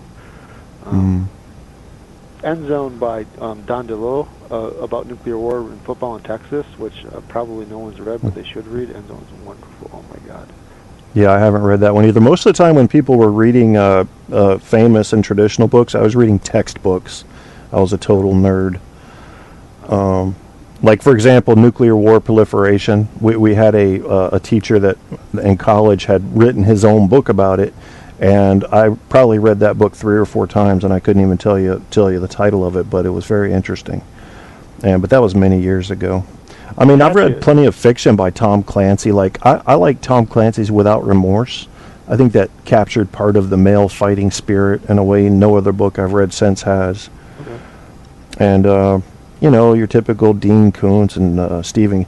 Dean Koontz, One Door Away from Heaven, that was awesome. I love that. But as far as the classics go, I mean, I read the ones we had to, and, you know, from Great Expectations to, God, I don't know. Oh, you read Dickens then? Wow, that's pretty cool. Yeah. Dickens is, very dense and very... Back then they got paid by the word, like Dickens and Fyodor Dostoevsky. Yeah. That's one reason Dostoevsky is like, you know, Brothers Karamazov and all those are very long, is because they got paid by the word. So Dostoevsky had a bad gambling problem and a bad pussy problem, so he would you know, belch all these words out to get more money for more gambling and more pussy. I mean, but there are pieces like the Grand Inquisitor scene in Dostoevsky that if you take them out, abstract them, they're worth reading. But the entire books are. I'm just like, come on, he's just repeating himself because he gets paid more. This is not. Yeah. You know, whereas Delillo or Joseph Heller or other people I like that, they don't quite do it that way. It's, you know, it's impactful. Yeah. Probably. Oh God! In one book, I don't know if anybody you've heard of Beowulf, right? Yes. Yeah. Okay. So this guy who has a very interesting backstory. And they're also the Beowulf movies, right? Yeah. John Gardner. He actually writes. He wrote a novel called Grendel, and he ended up teaching in Southern Illinois. But Grendel was told from the point of view of the monster in Beowulf. Grendel is the monster. And it's a sympathetic look at the monster in Beowulf. Yeah. Okay? And you think, okay, well, what's the point behind this? But when John Grendel was growing up, he ran over his brother and killed him with a colopacker, which is a way of kind of impacting the soil. I grew up on a farm, so I know this. But there's such a Freudian kind of, I don't know, like he's, you know, exercising some demons with this book where he celebrates a bad person or bad monster in this book. But yeah, Grendel's a really short book and really dense, but a really good read. So anyhow, I'm going to have to read that one. That sounds very interesting. I love it when people step outside the box and just take on a whole new angle, even if they have to do it on an old story, you know. Oh, absolutely, yeah. So, but I like the classics, like, you know, Don Quixote. I think whenever you can apply. I still can't understand that book. I mean, that book has so much that we still look at and learn about novels from that book. So. Yeah, I think it had a lot of advanced principles in it, socially. But you think about guys who are attacking the windmills. I see that all the time. Oh, you know, yeah, I see. All four, and they believe they're the hero. They really believe it. And you're going, what are you doing? Or White Knights, yeah, you know. Yeah. So that's like a pretty good one by Ernie. All right, I'm going to get off the phone and let someone else call in. Kevin, good talking to you. Hey, good talking to you too, Barker. You can call in any time. And although I don't have a picture of my cock, I do have a sound bite of my cock that I wanted to play because I've been working on it, you know, because I've been thinking about it. And but I don't. Cool. But I don't know if it's like I may have to look for it for a while. Like I don't think it's. I don't think I have it ready yet, but I'll definitely play it during this show. All right, I'll be listening. All right, man. Hopefully, Ernie, someone calls in then. All right, thanks, Kevin. Yep. Later. All right, man. Bye. Talk to you later. You guys were just listening to Mr. Barco. I will put a link to his show and the Facebook announcement for this show. So if you want to get to know more about him and his program over yonder, you can do just that. Later on, you're going to hear from my cock. I do have a cock. I got to admit it. This is not something that I feel like I could keep secret if I wanted to. And, you know, not a lot of people have a cock that can make noise, but I do. And I think when you've got a unique talent, you might as well flaunt it. I mean, life is pretty short. When you say, I look at the world in almost cosmic terms. Like, we're just here for a flash of a second. It's so fast. And how many names do you know of people that lived 15,000 years ago? So if you want to make an impact, even in our short little time period, I think you've got to, if you don't have a cock that makes noise, you've got to have like a leg growing out your forehead, or be a great boxer like Muhammad Ali or something. Mom, my penis is talking to me. No, it's not. He's an imaginative little one, that little fuck. Let's see what you guys are saying in the chat room. I don't want to lose you in there. And I have been reading, but, it's been basically back and forth on the book stuff that Barco was talking about. Big E is Jim Bouton, the first free agent in baseball. I'm reading this at the moment. Crystallizing Public Opinion, Edward Bernays.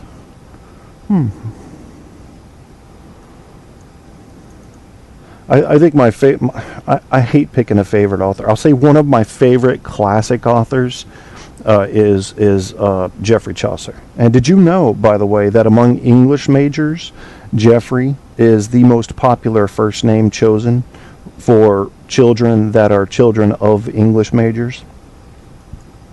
And the assumption is that that is because of Geoffrey Chaucer. Eat My Shorts by Bart Simpson. I don't think that's a book, Grandpa Al. Maybe it is. I tend to miss them. You'll find me most often reading in these fucking 800-pound hulks of textbooks or articles. I'm always into the articles, magazines. Any magazine I can get my hands on, whether or not they have pictures of giant tits or not, I'm reading it. And I want to know what you guys think about getting your education in the bathroom. Is there anything wrong with that? Perhaps I have made the mistake of learning so much in the bathroom that I have now connected the positive experience of learning to taking a shit. And in a quite Pavlovian way, I may shit more now than I really need to, just so I can read more. And that's not good. That's not healthy. I should have read in other places too, but mostly just the bathroom. I don't know. It's when the girls start talking to you, then you got a problem. Yeah, Chaucer's awesome. He always orders hardcovers. It's funny because I've got 4 books for sale. I guess you could call them books. They're my weak attempts at literary success. And, I felt like I had to write some books because I was an English major with a writing concentration, and it just didn't feel like I had justified the many tens of thousands of dollars in debt I went unless I put something out there. And I threw a few out there, and the last one I wrote was actually pretty decent as a standard fiction story. And I decided to get into shit that nobody got into before, and I had to do a lot of research on the physics. I'll give you the link. I don't normally push them on this particular venue because I don't... See, I always worry about that because, like, if you try to sell anything on your show that's not in a commercial form, people are like, oh, I see what he's doing. I don't ever want it to be like that, so I don't usually... finding my own shit here. I have to go to my author page to find my... Here, let's just do this. I'll just search for my own frickin' name.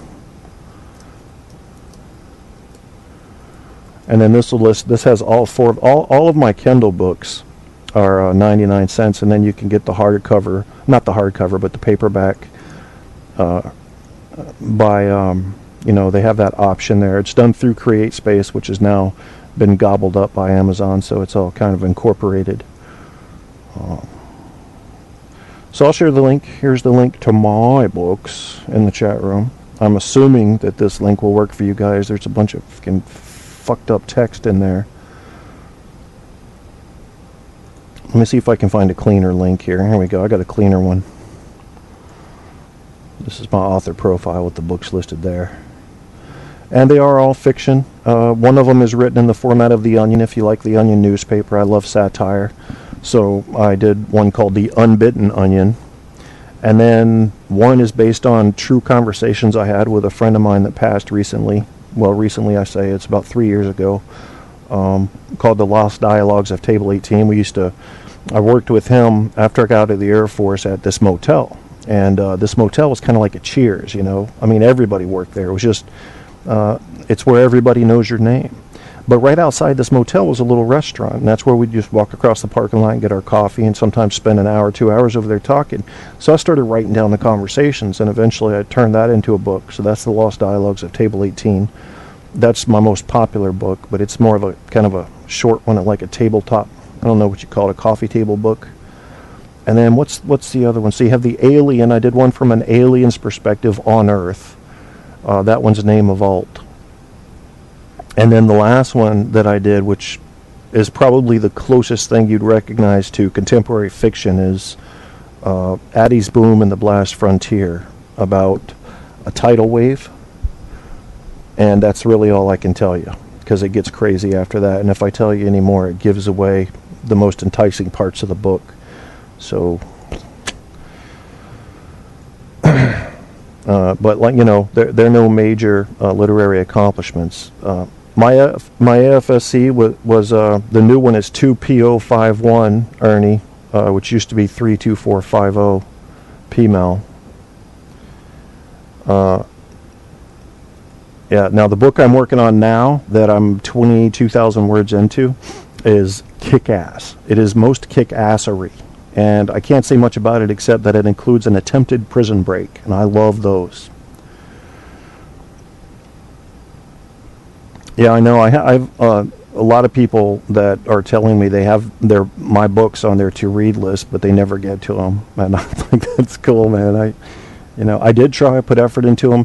The one called Name of Alt, which is from the alien perspective, long story short, had a bunch of grammar mistakes and spelling mistakes in it, which you always do when you're first through, your first 2 or 3 run-throughs. And I said, you know something, if I were an alien coming from where he claims to come from, would I have perfect command of the English language? I mean, I would have some sort of computer assistance, and the computers make mistakes, so why don't I leave some mistakes in? And I did. And I had one guy rip me apart on a critique for that. Well, oh well. I did a radio show on him. Yeah, it's way back, if you have to go way back in my episodes, called Critiquing the Critic. But the cool thing about that book is it's not the alien, Alt. It's his pet, named Khan, who is an asshole, a total asshole. His whole species is like that. And he's like a little penguin-looking fucking thing. And yeah, he's just a total dick. And that's the creature people fell in love with. But let's get off of my books, because I don't like to do anything related to selling on this show unless I'm running a commercial. What do you guys want to talk about? I mean, I got a little bit more left in me. I actually need to take an old man break, because my guess is that my prostate is probably about the size of 2 flounders fucking, which is bigger than a walnut. And now I've never seen 2 flounders fuck. I assume they do it in a way you would, if you were a flounder, you would fuck. It would be very uncomfortable, a bit slimy, but yet satisfying. And so if that's the size of my prostate, well, then that's less room for my bladder to be. So it's I guess it's like being pregnant. The baby's kicking. Got to go use the bathroom. So because of that, I'm going to have to line up a couple of songs. Judging from my crowd here, I'm trying to find something that would satisfy the lot of you. And here's one I think everybody can appreciate, since I think we've all graduated from something. And this is a newer version of Old Lang Syne. I like it. I think it's very classy. And then after that, this new song I've been playing the shit out of here lately, Angels in Dark Clouds, will line that up. And then there's a funny song, If I Should Be Gone That Long, called Down with Ben, about kids that don't want to go to sleep. So this father's doing like a blues song about them not wanting to go to sleep. It's fucking hilarious is what it is. So for those of you that may have joined here a little bit late, I will have a quick commercial to tell you how to follow and the whatnots and the whodats. And then you'll hear a couple 3 songs play. That is that. So here goes this. On Tap is now flowing from iHeartRadio. Get your Kierstead fix by Googling Truth on Tap with Kevin A. Kierstead. All the truth you can handle running hot on iHeart, Facebook, Spreaker, and more. You want the truth? You can't handle the truth on Tap.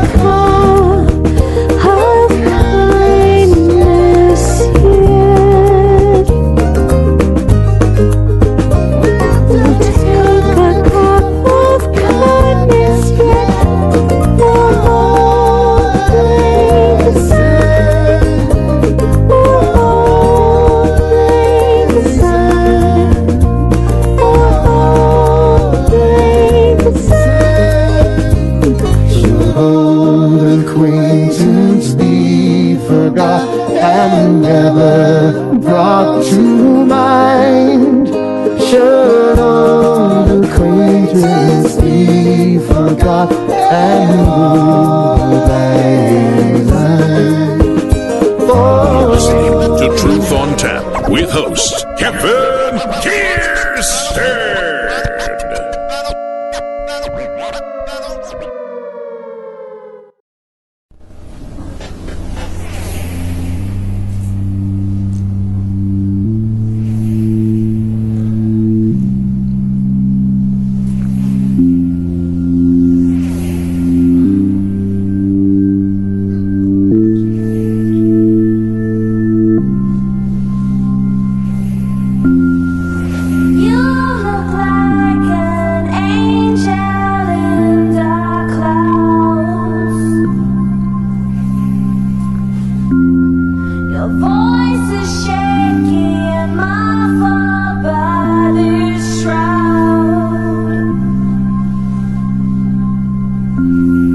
Shroud of lies we knit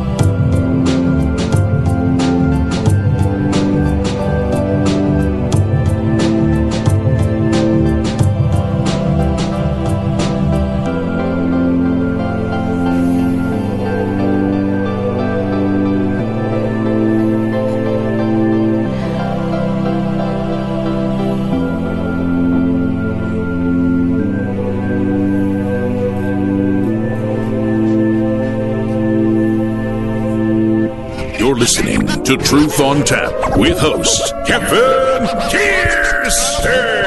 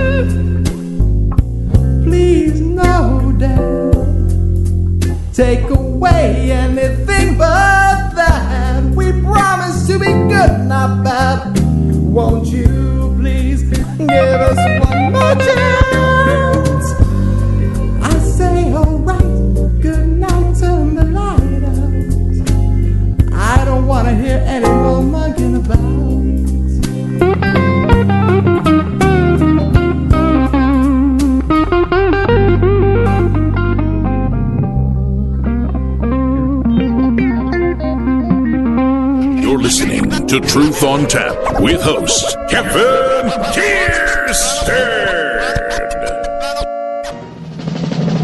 Hey everyone, this is Grandpa Al Krushko from the Southern Cowboy Grandpa Al One Voice Network, inviting you to tune in for chat, rants, raves, and vents, along with thoughts and comments from special guests and some great music to help ease the pain until your next therapy session. That's 2 p.m. Central Time, Saturday rants, and Sunday brunch with Ed and Al, right here on Spreaker, Facebook. I'll be damned, y'all. Why did it cut you off at the end there? I don't know. Oh, fuck it. Let's play it again. I think it was my stop command. You're going to hear it again, folks. Here we go, because I know some of y'all might have missed it. Hey everyone, this is Grandpa Al Krushko from the Southern Cowboy Grandpa Al One Voice Network, inviting you to tune in for chat, rants, raves, and vents, along with thoughts and comments from special guests and some great music to help ease the pain until your next therapy session. That's 2 p.m. Central Time, Saturday rants, and Sunday brunch with Ed and Al, right here on Spreaker, Facebook, Twitter, and YouTube.com. Whoop, there it is. You heard it here, Grandpa Al, his show,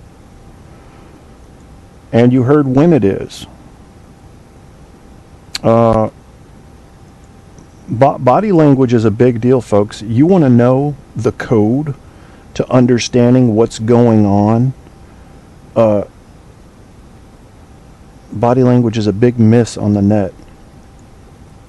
I'm curious what you mean by that, RD. Well, tell me then, because my understanding is from most of the experts that say, first example, you shake hands every day. When someone takes their hand and they're going to shake your hand and they tilt their hand slightly over top of yours, what they're saying and what that says to everybody around you is, I'm the boss. Right? So don't let anybody feel your palm is starting to face up. And also, I always shake straight, and if they turn my hand down, I torque that bitch right back up. You also want to try to match their strength if you don't want to be intimidating. You don't want to be weak or over strong, so you try to match it. Oh yeah, I'm all about the body language, because you can learn so much about somebody that doesn't even have to say anything just by watching them. You know that the crossed arms and the crossed legs are generally considered defensive positions. That is somebody who's feeling like they may be attacked. That doesn't mean that just one of these signs is indicative of what I'm saying, but it can be. And usually what you look for is clusters. I can tell you when people are lying, pretty much. They have to be really good to fool me. There are certain things you'll see when people are lying to you typically.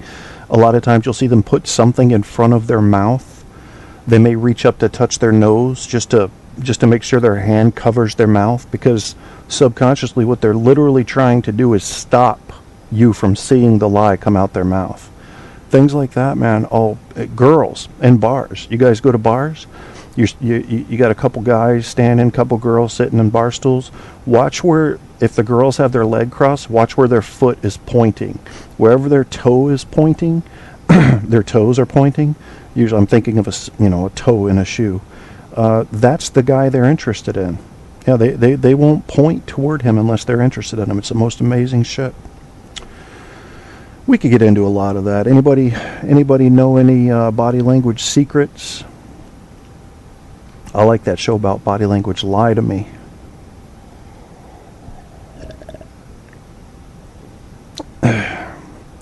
People that will not make eye contact with you, look away. People that will not use contractions. Let me give you the best example I can think of. I did not sleep with that woman, Miss Lewinsky. Now, two things happen there. One thing is distancing language. He wanted to put as much distance in that sentence between him and that woman, Miss Lewinsky, as he possibly could, and the way he did that was to use the words, that woman. That's trying to separate himself from her altogether. That woman, as if I can't even remember her name, because I knew nothing about her, because I was never anywhere near her. And when you hear some people say did not instead of didn't, that doesn't mean they're lying. It's just more common to not use contractions when you're lying, because for some reason you believe saying did not gives it extra emphasis to push your lie through. And one of the most fascinating things about people that lie is that they have this thing they do fairly often. It's the strangest thing. Look this up. So let's say somebody, they were using, for examples, people who had murdered children and shit. You know, the lady that blamed the black guy for stealing the car that actually drowned her kids. I think it was in North Carolina. What they will do is they'll tell you their lie. And then they may look away or they may keep looking at you, but they'll have a quick little smile. Strangest thing. It's about 2 seconds after they're done telling the lie. They'll smile for about a second, just a little smile. And the psychologists are saying that they're actually satisfied with themselves because they just got away, or they think they just got away with telling a lie. Crazy stuff. They look into eyes more to see if you are believing them. It's a range of symptoms. I mean, if you look at the best possible model for seeing if you could detect lies is a kid. You know, watch a kid. This is someone who has, right now you've got to worry about countermeasures. I mean, body language is so big that politicians are being schooled in countermeasures, how to hide body language that might be otherwise revealing. Yeah, that's terrible, Dyslex. But that lady, Susan, whatever her name was, there's an excellent there are 2 excellent TED Talks. You can learn in about 30 minutes just about everything you need to know about reading body language. And body language is where 80 or 90% of your communication is happening. It's a big deal. I mean, there is no faster way to get a major leg up on understanding human communications than watching those TED Talks on body language, or someone that you trust as a reference. Let me say this. I'm not actually saying what I believe, but reading from a script.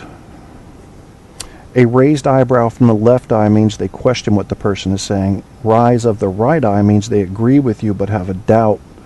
I didn't know that. I do know that tilting the head can mean that I don't fully believe what you're saying, but I'm interested, so I'm listening. Tilting the head one way or the other. Hiding the hands behind the back can be a defensive gesture like Richard Nixon did when he said, "I'm not a crook." Or it can be that they have something to hide, literally, and it's their way of saying, "Okay, my hands are behind my back."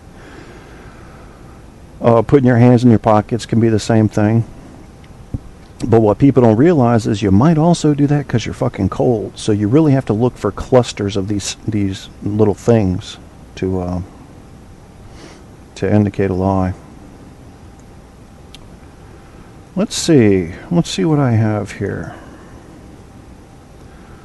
I got 15 or 20 freaking panels of sound effects up, and some of them are entirely and incredibly entertaining. And others are not. So that's a problem. I like this one. Say it again, George.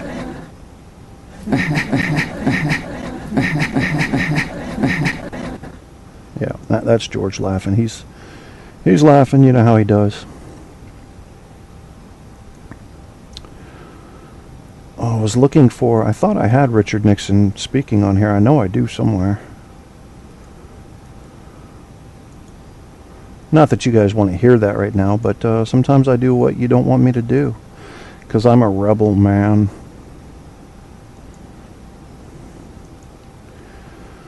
Oh, military sound effects we don't need. Of course, everybody loves a little violence. Let's hear an M16. All right, Grandpa Al, please don't go into any flashbacks. Here's a little bit of artillery. There it is. Here's a 50 cal. M16.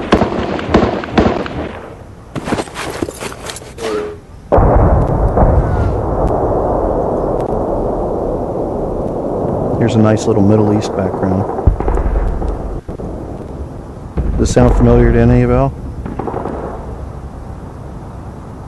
Initial reports from the crash site indicate the extraterrestrial had no testicles. Well, I thought you knew that. I don't know. I feel a little war weary now, so I think I'm going to stop that one. Yeah, I'm an American. I feel war weary. Let's see what else you guys are saying about body language here. Barco loves the sound. We had 1 Army, 1 Navy, and 1 Air Force so far. Any Marines in the chat room? We've watched like 10 X-Files episodes on this 13 days vacation. Might be clouding my judgment. 13 days of vacation? Wow.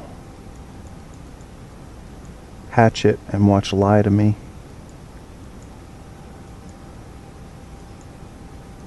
Okay. Sociopaths are rampant in government, police, big corporations, etc. these days. There's actually a pretty big witch hunt going on right now. I don't know if you guys have noticed, but you can look on YouTube for psychopaths. I almost had a guy on the show that would tell you how to spot and hunt psychopaths. And I was going to have him on, and I was all excited. And then I went and watched his video on YouTube. And the whole time he's talking about these psychopaths, he's also putting up pictures of just about moving motion video clips of just about every star you can think of. And the implication was, all these people you're seeing are psychopaths. And I asked him in a comment on the video, do you put a disclaimer anywhere to say that the people in this video are not necessarily psychopaths?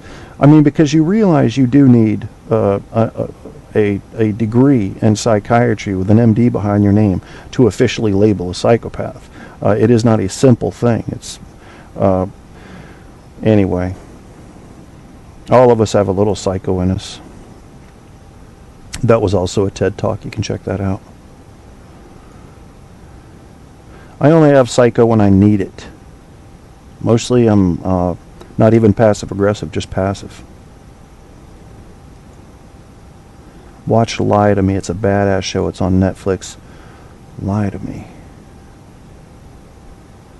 We just canceled our Netflix. We were too poor. We had it up until about 2 months ago. But I am bringing that up on search so I can look at it. I got to share Barco's show, so let me get that link real quick. Or I'll forget if I don't do it now. Oh, okay. So, yeah, he said he deleted his shows, so he only... I mean, people would still be able to follow, I presume, and see when he's broadcasting live, so that's what's important.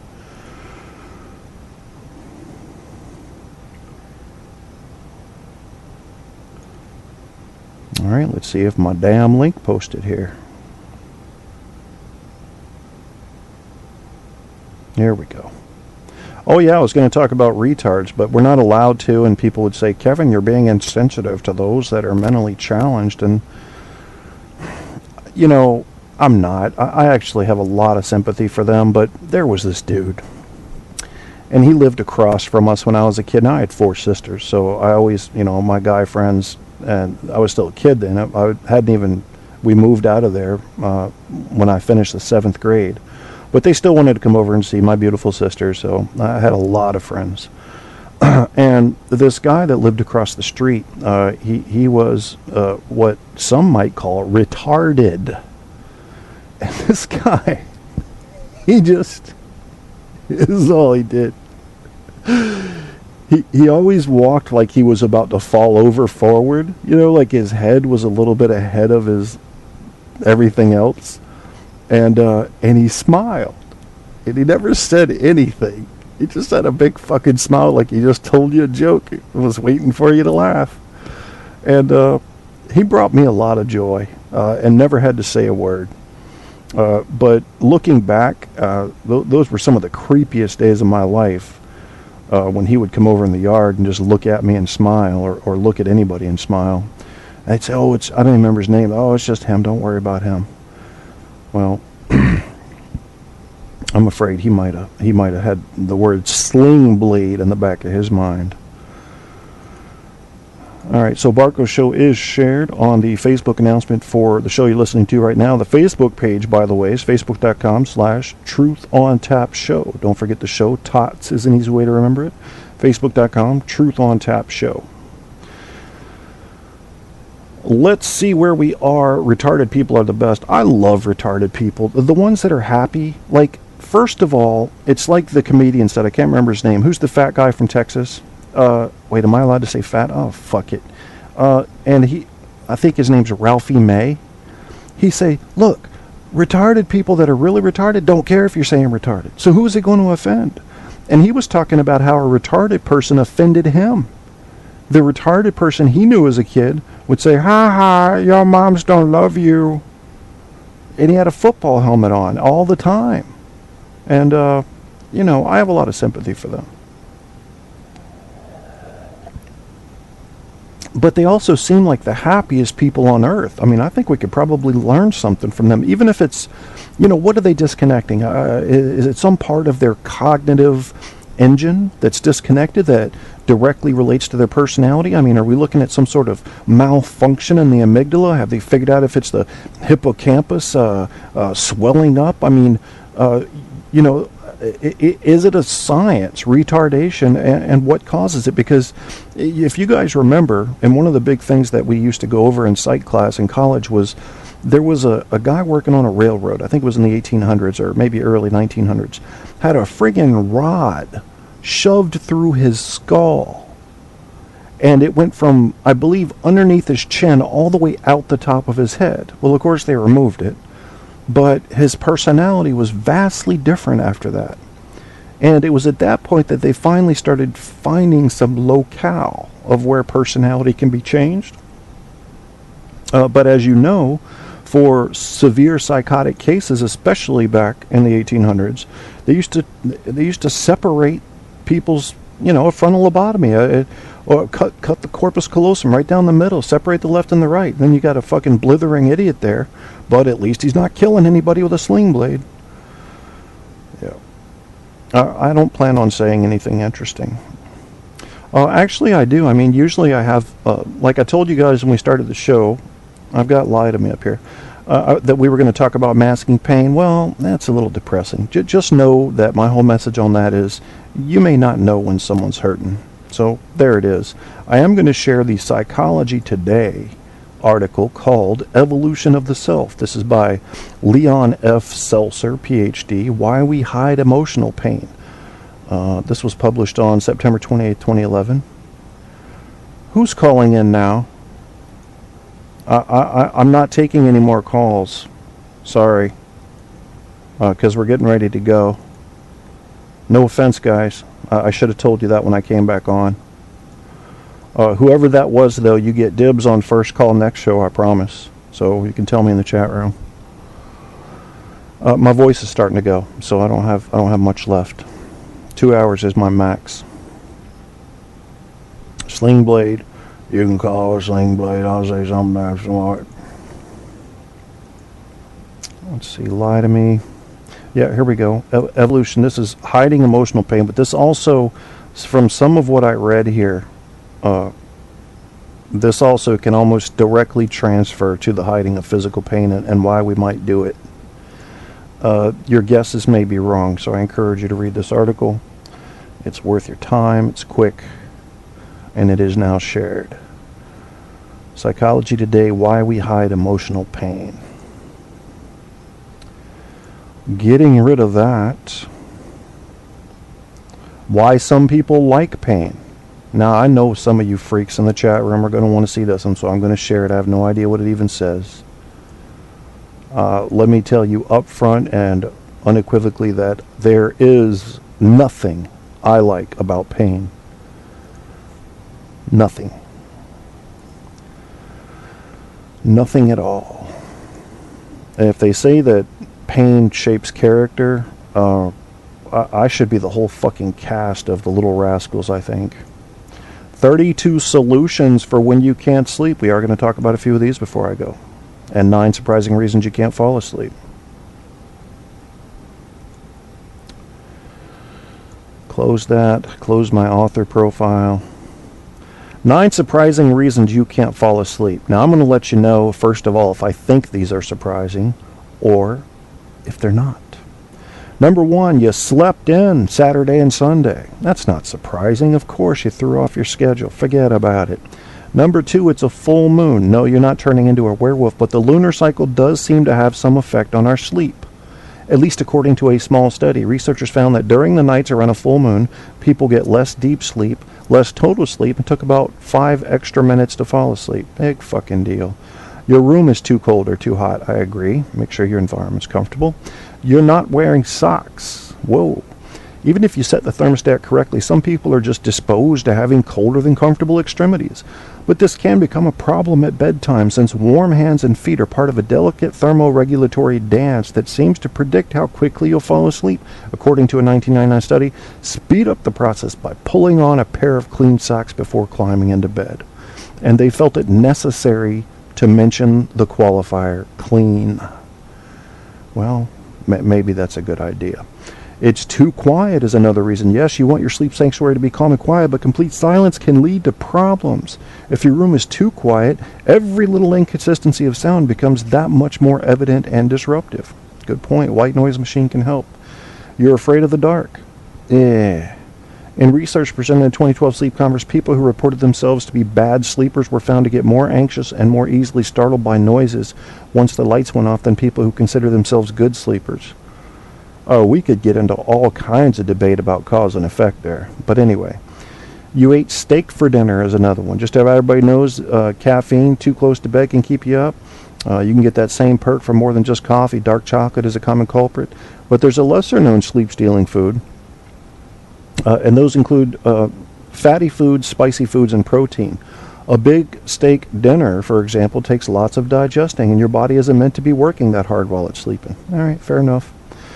You're exhausted. Can you believe that? You can't sleep because you're exhausted. It's been a long day or week, and you're feeling stretched to your limits. All you want to do is get into your bed, and you practically have to drag yourself into it. But despite that overwhelming exhaustion, you find yourself annoyed while counting sheep. What gives? Quote, "There's actually a big difference between being exhausted and being sleepy," Roth told WebMD. Your body is still on high alert, even though you can hardly carry on, whether it's because of stress or physical activity. Long story short, rushing to bed doesn't equate to rushing to sleep. No matter how exhausted you feel, it's a good idea to wind down calmly and quietly first. I could have told you that from the night. And last but not least, you share a bed. We know you love to snuggle, but allowing a pet in the bed is asking for trouble falling asleep.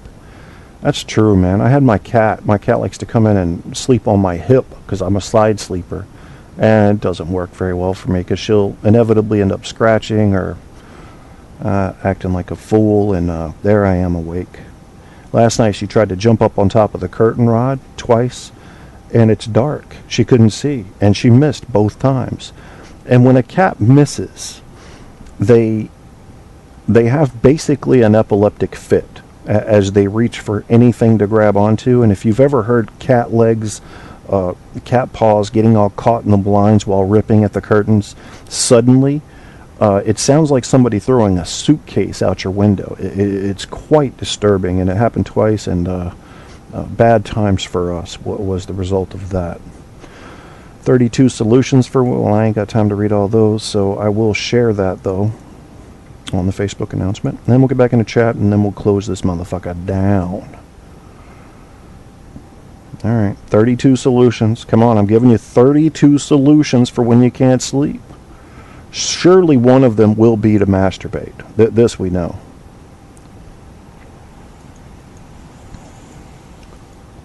Hey, Debbie, what in the world? I didn't, I'm sorry, you just caught me near the ass end of the show. Good to see you in here. Just got through folding laundry. Wow. I know I'm boring, Barco. I never promised you a rose garden, my friend. Who did Debbie? Why did you wake me up for this? You should. I wouldn't wake anybody up for one of my shows, man. You know, this show really was a product of, I was actually listening to a show that Apocalypse put up, Debbie, of you talking about Guy Shea. And it reminded me of the way I felt about Spreaker Drama. And the whole big point I wanted to make is I've had a bit of a change of heart. I was all militant about, hey, everybody, goddamn it, get along. And now I'm thinking, hell, if it helps your ratings, screw it. Go after people. And I know that's not why you did it, Debbie. I'm not saying it is. I'm just saying I'm changing my philosophy on it. I am not going to verbally punish anybody for going after another host. Maybe it helps your ratings. There's obviously an audience for this drama. Just because I won't be a part of it doesn't mean anything to me. It was never something I had inserted myself into, so I had no need to extract myself from it. Simply was an observation. And I say if it helps, go for it. Attack each other. Go at it. It's legal. It's like legal dog fighting, if you will. And people love legal dog fighting, don't they? I just don't have the energy for it. I mean, once you've seen what I've seen in my life, stuff I don't even talk about, you get tired of seeing anything negative. Well, yeah, Barkwa, the reason I put Spreaker Drama in there is because I wanted to talk about that specific episode and how I've kind of changed my view on it, saying go for it. That's all. Alan Wayne, Rip. What are you talking about, Rip? Yeah, you were talking about Guy Shea, Debbie, and how he was the cancer of Spreaker. And Guy is I don't know much about Guy. What I do know is his show bounces around so much, I can't help but find it entertaining. I can't follow it. It's like trying to solve a jigsaw puzzle. And I know he knows what he's saying, but I can't figure out what he's saying. So I'm always trying to solve it. Grandpa, I refuse to go after winning. I give everyone a few chances and let the person tell their side of the story. Yeah, I'm the same way. I know Debbie is at total odds with Angela Truth, and I understand why. I know there's a bunch of drama going on between them, and I wish it wasn't that way, because once it gets into your personal life and really gets in there to where legal action needs to be taken, that's not only dangerous, but that is really going to affect your happiness. And I hate to see that. I really hate to see anybody drugged down by any type of social combat. I've just seen too much of it in my life, and maybe that's what's helped me to be able to isolate myself from it. I don't know. But I'll tell you one thing. If you can learn to let go of stuff like that, it does feel really good. And another thing I do, you guys tell me about this. When you have people, let's say you have acquaintances on Facebook, and they start getting nasty or, ugly, do you just boot them and block them? I do. Gone that fast. I feel no guilt about it. Got to get the totally negative people. You got to get them out of your life, or you never have a chance at real happiness. A Dutchman with tits. If the world were freeze framed right now, and aliens came in and looked at my chat, they would have seen Apocalypse saying a Dutchman with tits, and they would have turned right back the fuck around and said, "There's no point here. What could we do?" They're talking about a Dutchman with tits, for Christ's sake. I have a large audience that is not on Spreaker. They ask me, what the fuck is Guy Shea? So I tell them. This is Debbie talking. Okay, that's cool. I'm all about the truth, man, but as you know, when it comes to opinions, truth is a subjective deal, and it's, Debbie, did you ever do what Phil said and go after those other venues that are sharing your material? Vic is. Good. I think if people are ripping your shit off and you've worked hard to make your own show, you ought to go after them. I personally probably wouldn't have the energy or the, what's the right word? I don't know, motivation, something like that.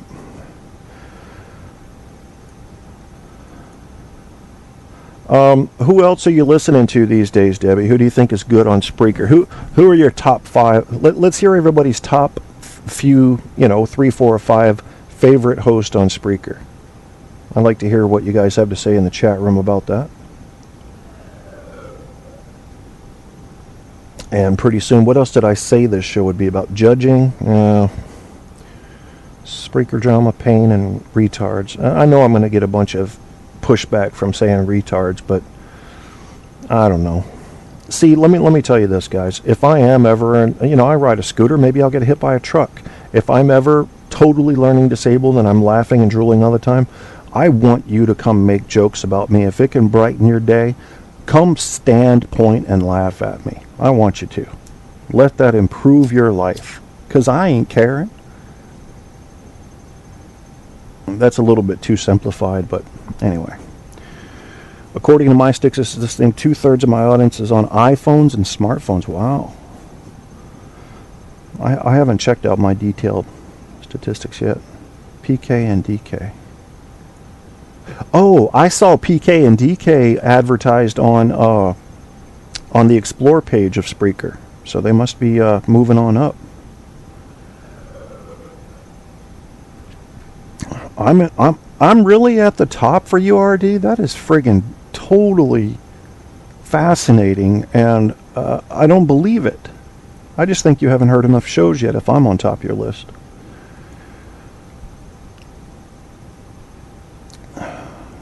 Odessa, Texas seems to be where a lot of people are from. The Texas people are a proud, proud people. What do you guys think would happen if Texas really did secede from the Union? How would it do?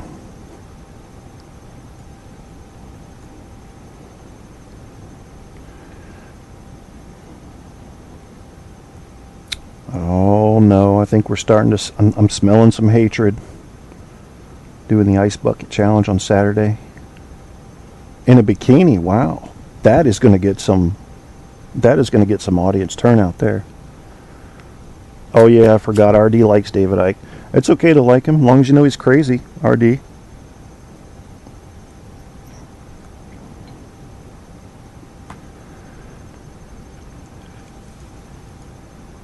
Jewish producer. I tried to listen to one of Jewish producer's shows tonight, Debbie, and he was cutting out like every 20 seconds. I'm like, shit, it's probably my computer, so I cut off the browser and everything, you know, closed it, came back in, loaded it back up, and it was doing the same thing. So I said I'll listen to it later on podcast.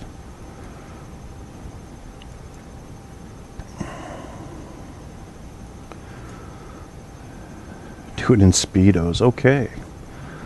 Ike is only slightly crazier than myself. I mean, you know, RD, think about it, man. The guy says the moon's not real. I mean, right there, you've got to say, okay, I'm now going to place him in a group of people that I don't trust as sources of information. The moon's not real. Spencer, the guy that says we're all from Africa. I think if you believe in evolution, you have to believe that. I know there are plenty that disagree. I'm a believer in evolution. I don't know how it plays with religion, but that's me. I think evolution's a misleading word, because what do you see when you see evolution? You always see a poster of something that looks like it's growing into something else, bigger, better, faster, stronger. I don't think that exists, and even Darwin said it. It's adaptation. If we don't adapt to the sweeping changes that Mother Nature decides to bring through, we're not going to make it.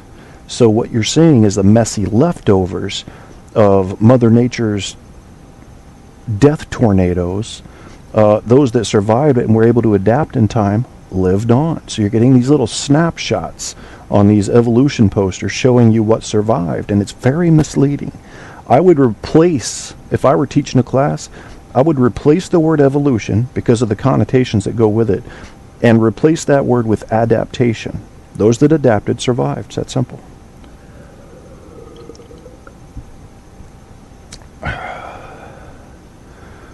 I miss somebody. I don't do it that way, Kev. People can make sense and nonsense at the time. That's true. I'm not. You're right. I mean, what I'm saying there by that is that I would automatically have him as a suspect, as a source of bad information if he told me the moon wasn't real. Now, because now here's the problem. There are plenty of experts out there. Now I've got to start thinking when I listen to this guy, because I know he's capable of telling total untruths. So I have to start, shit, okay, now I got to fact check everything he's saying. Grandpa Al says I have a duet coming to my show soon. Richard Sergiovanni, creator of the Grimps, and Michaela, singer-songwriter, when they decide they can get on at the same time.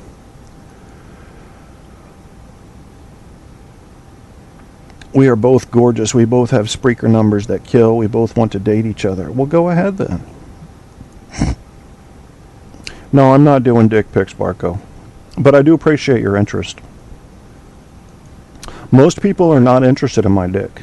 I've had literally no other request except for you to see the penis. And, plus it's very boring, as I've said before. It just sits there. I mean, the penis itself is a retarded looking organ. It's all, hey. It's like a newborn koala bear. It doesn't move much. It just sits there, and it may look cute. It depends on your definition of cute. But for the most part, it looks like a broken rocket, you know. I mean, maybe when it's at its peak performance, it looks like a regular rocket. But even then, what's so impressive about a rocket? You know, I think the penis is boring. My penis is certainly boring. Yeah, that's why I'm not gonna showcase it. I'm 6'5". You know, you've heard what they say about tall guys, right? You've heard what they say about guys that have big feet, right? They need big shoes. That's right. Howard Stern and I are the same height. We're both 6'5", and he said, "I'm hung like a pimple." Well, I don't share that particular similarity with him. However, my penis is not newsworthy, I dare say. Tall guys die young. Good. The sooner I check out of this godforsaken world, the better.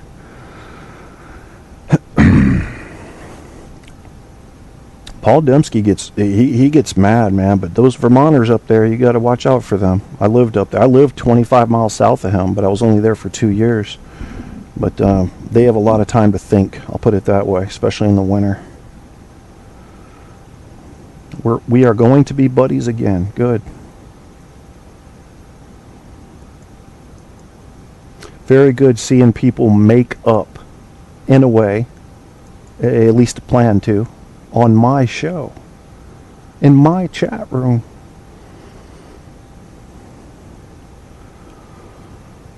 Tall guys die young. You promise, Barco, you're not messing with me? That's a real factoid? You promise I don't have to hang around this godforsaken rock another 40 years or so? I've told people, if I have a couple of minutes before I die and I know I'm going to die, I can't wait, because I'm going to just extend both middle fingers to my lumbar spine. And that's exactly what I'm going to do. And I may get verbal with it and cuss it out.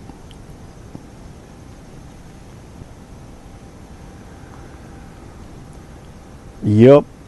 Dyslex, newborn penis. Yeah, koala bear newborn penis. Hold your head underwater for 7 minutes. That sounds interesting.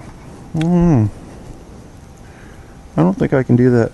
Oh, y'all are talking about Goofy Bone. Well,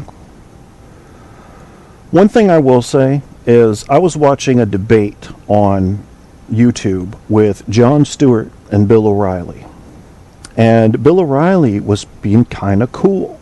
He was behaving in a respectable manner. But that's not normally how he is when he gets excited. And like a lot of other hosts, Bill O'Reilly gets loud when he feels like maybe he's not winning.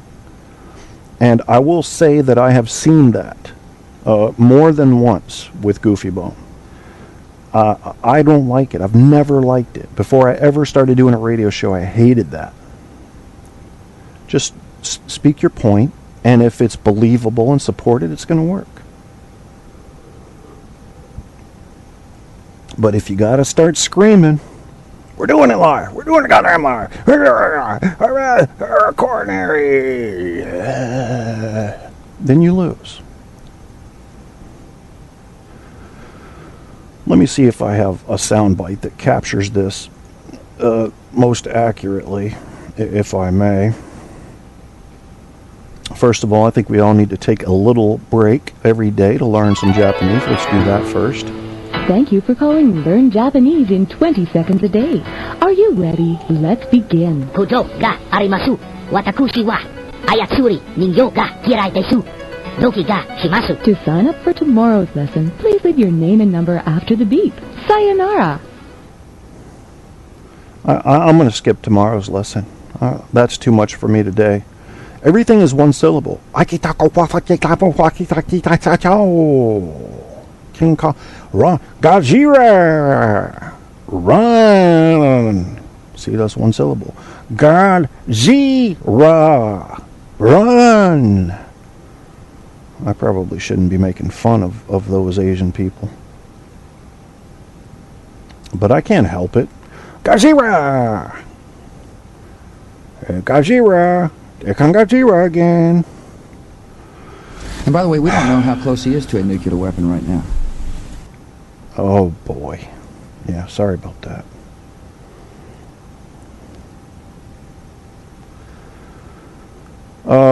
We didn't ask Chewbacca what he thought about Truth on Tap as a show, as a whole program. So I was just wondering, maybe we should. Chewbacca? Chewbacca, are you over there? What? I got a new mic. What do you mean? You don't like this mic? You know, you could have got that for cheaper than that. Truth on Tap is the greatest thing since the dreidel. Oy vey. If you don't listen to Truth on Tap, how about this? I'll take a shit in your yarmulke. How's that for motivation? Did you like that one? Oh, Jesus. Yeah, that was pretty good. Hee-hoo. Twink. I just learned what a twink was the other day. You guys, Mr. Kierstead's voice is just about gone. And I will play a couple songs if you decide to hang out at the chatty chat room so that I don't have to kick you out. But it may be time to start looking for another show that's on if you're feeling that kind of late night energy. Because my voice is done. D-O-N-N-E, Dunny. How about, since we're talking, we got a lot of people from Texas here, including Debbie Daly. And in that case, I like to try to do themes. So in this case, there's a song by Texas Radio Fish called Funk Change. I'll load it up. And I think I got one more Texas reference in here. But that might take me forever to find. I can do that possibly as the first one's playing. I know I got one more by Texas Radio Fish in here somewhere. So I'll try to find that while the first one's playing. And I just want to thank everybody that bothered to tune in tonight to my rant. I don't know why I did a show. I usually don't. Those are my favorite shows when I don't know why I do them. So I want to thank everybody that came in. Barco for calling. RD, my man out there in the middle of Europe, who makes sure to tune in to me halfway across the globe. Why, I do not know. I feel somewhat stalked and yet quite admired, and that's a good thing.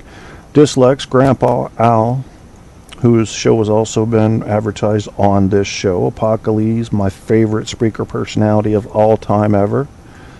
And if I've missed anyone, feel free to kick me square in the nuts the next time you see me. You guys can all do a 420 if you want. I am going to do a 450 because it's 4:50 a.m. here. And which means I shouldn't be up. I tried to sleep. It was my damn cat. Fucking cat. It's the cat in my profile picture, by the way, if you look at the Facebook page. Yeah, she got me again. God, I love that cat, though. She rides on my shoulder like a parrot. You've never seen anything like it. So anyway, here's what I'm going to do. For anybody that may have joined late, we'll do a quick little commercial to tell you how to follow the show. And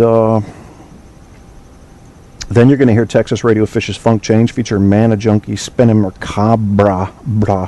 If you say it in the French, blah, blah, blah, blah. If I were Spanish, I'd roll my R's. I'm not. Even if I were Spanish, I'd be too lazy to roll my R's. I'd just say, fuck it, I'm saying the R one time. You know, you guys, what is it with refried beans? Why don't you just fry them once? What is all this repetition going on here? Between Texas Radio Fish and the song you'll hear after that, you will hear another promo for Ed Now. Ed Now. I love saying that. And I'll try to find, in the interim, the other song by Texas Radio Fish. So thanks again for coming. Appreciate you tuning in to Truth on Tap.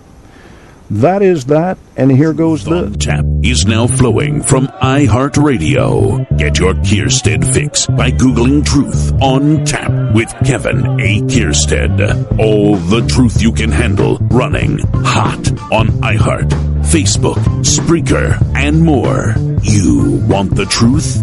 You can't handle the truth on Tap.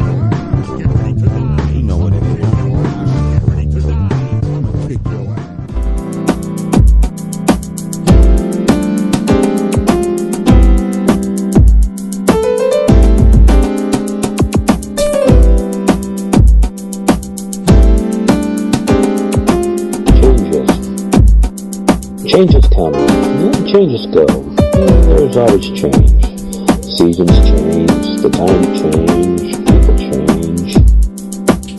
In all directions at once.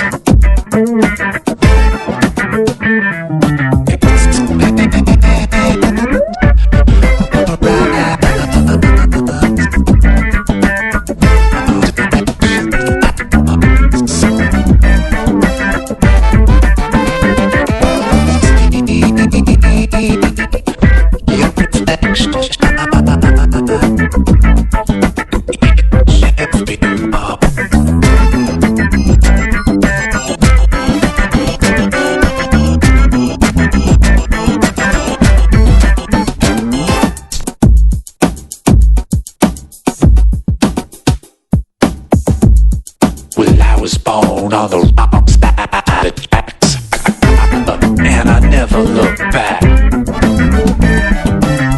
I love enemies, I love monsters and stand back from stand in the back. The fact, I love my family, I love my enemies, I love the chaos that's burning deep inside of me.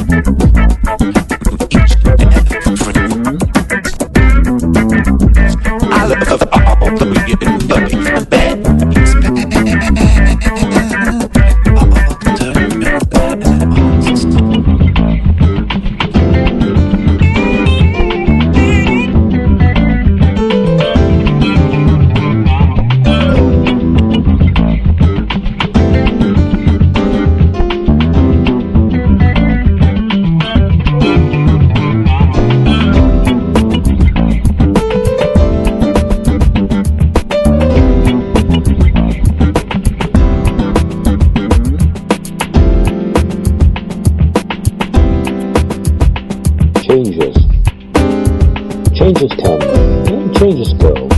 There's always change. Seasons change, the time change, people change. In your pocket there is change, and nothing stays the same. Time changes everything, and nothing stays the same per se, but here I am breathing, living my life the way I want to, and I have no one else to blame. Time changes. We change. Change to channel. Change the news. Change something. Or better yet, get the blues. You're listening to Truth on Tap with host Kevin Kierstead.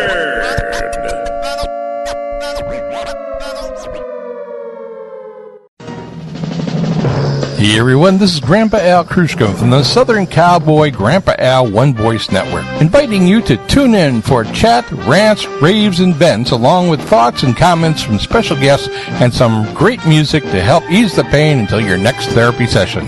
That's 2 p.m. Central Time, Saturday rants, and Sunday brunch with Ed and Al, right here on Spreaker, Facebook, Twitter, and YouTube.com.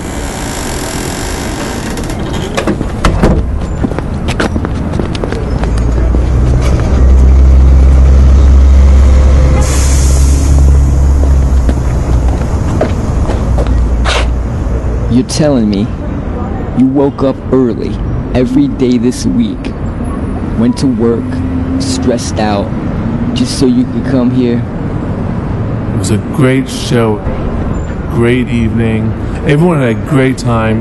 The great thing about the show was that there was more people actually in the audience than on stage, and that was really a thrilling moment. I think there was about at least 6 more people in the audience on stage.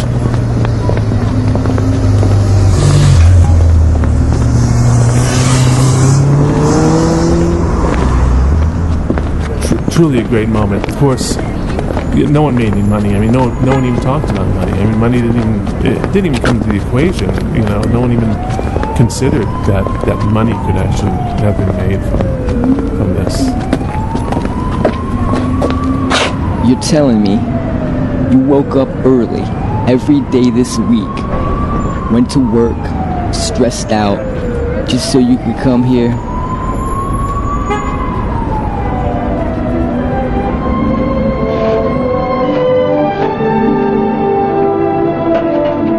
There are 8 million stories in the naked city. This has been one of them.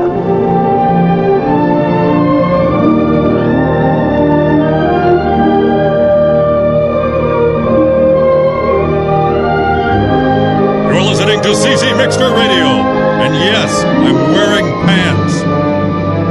You're listening to Truth on Tap with host Kevin Kierstead.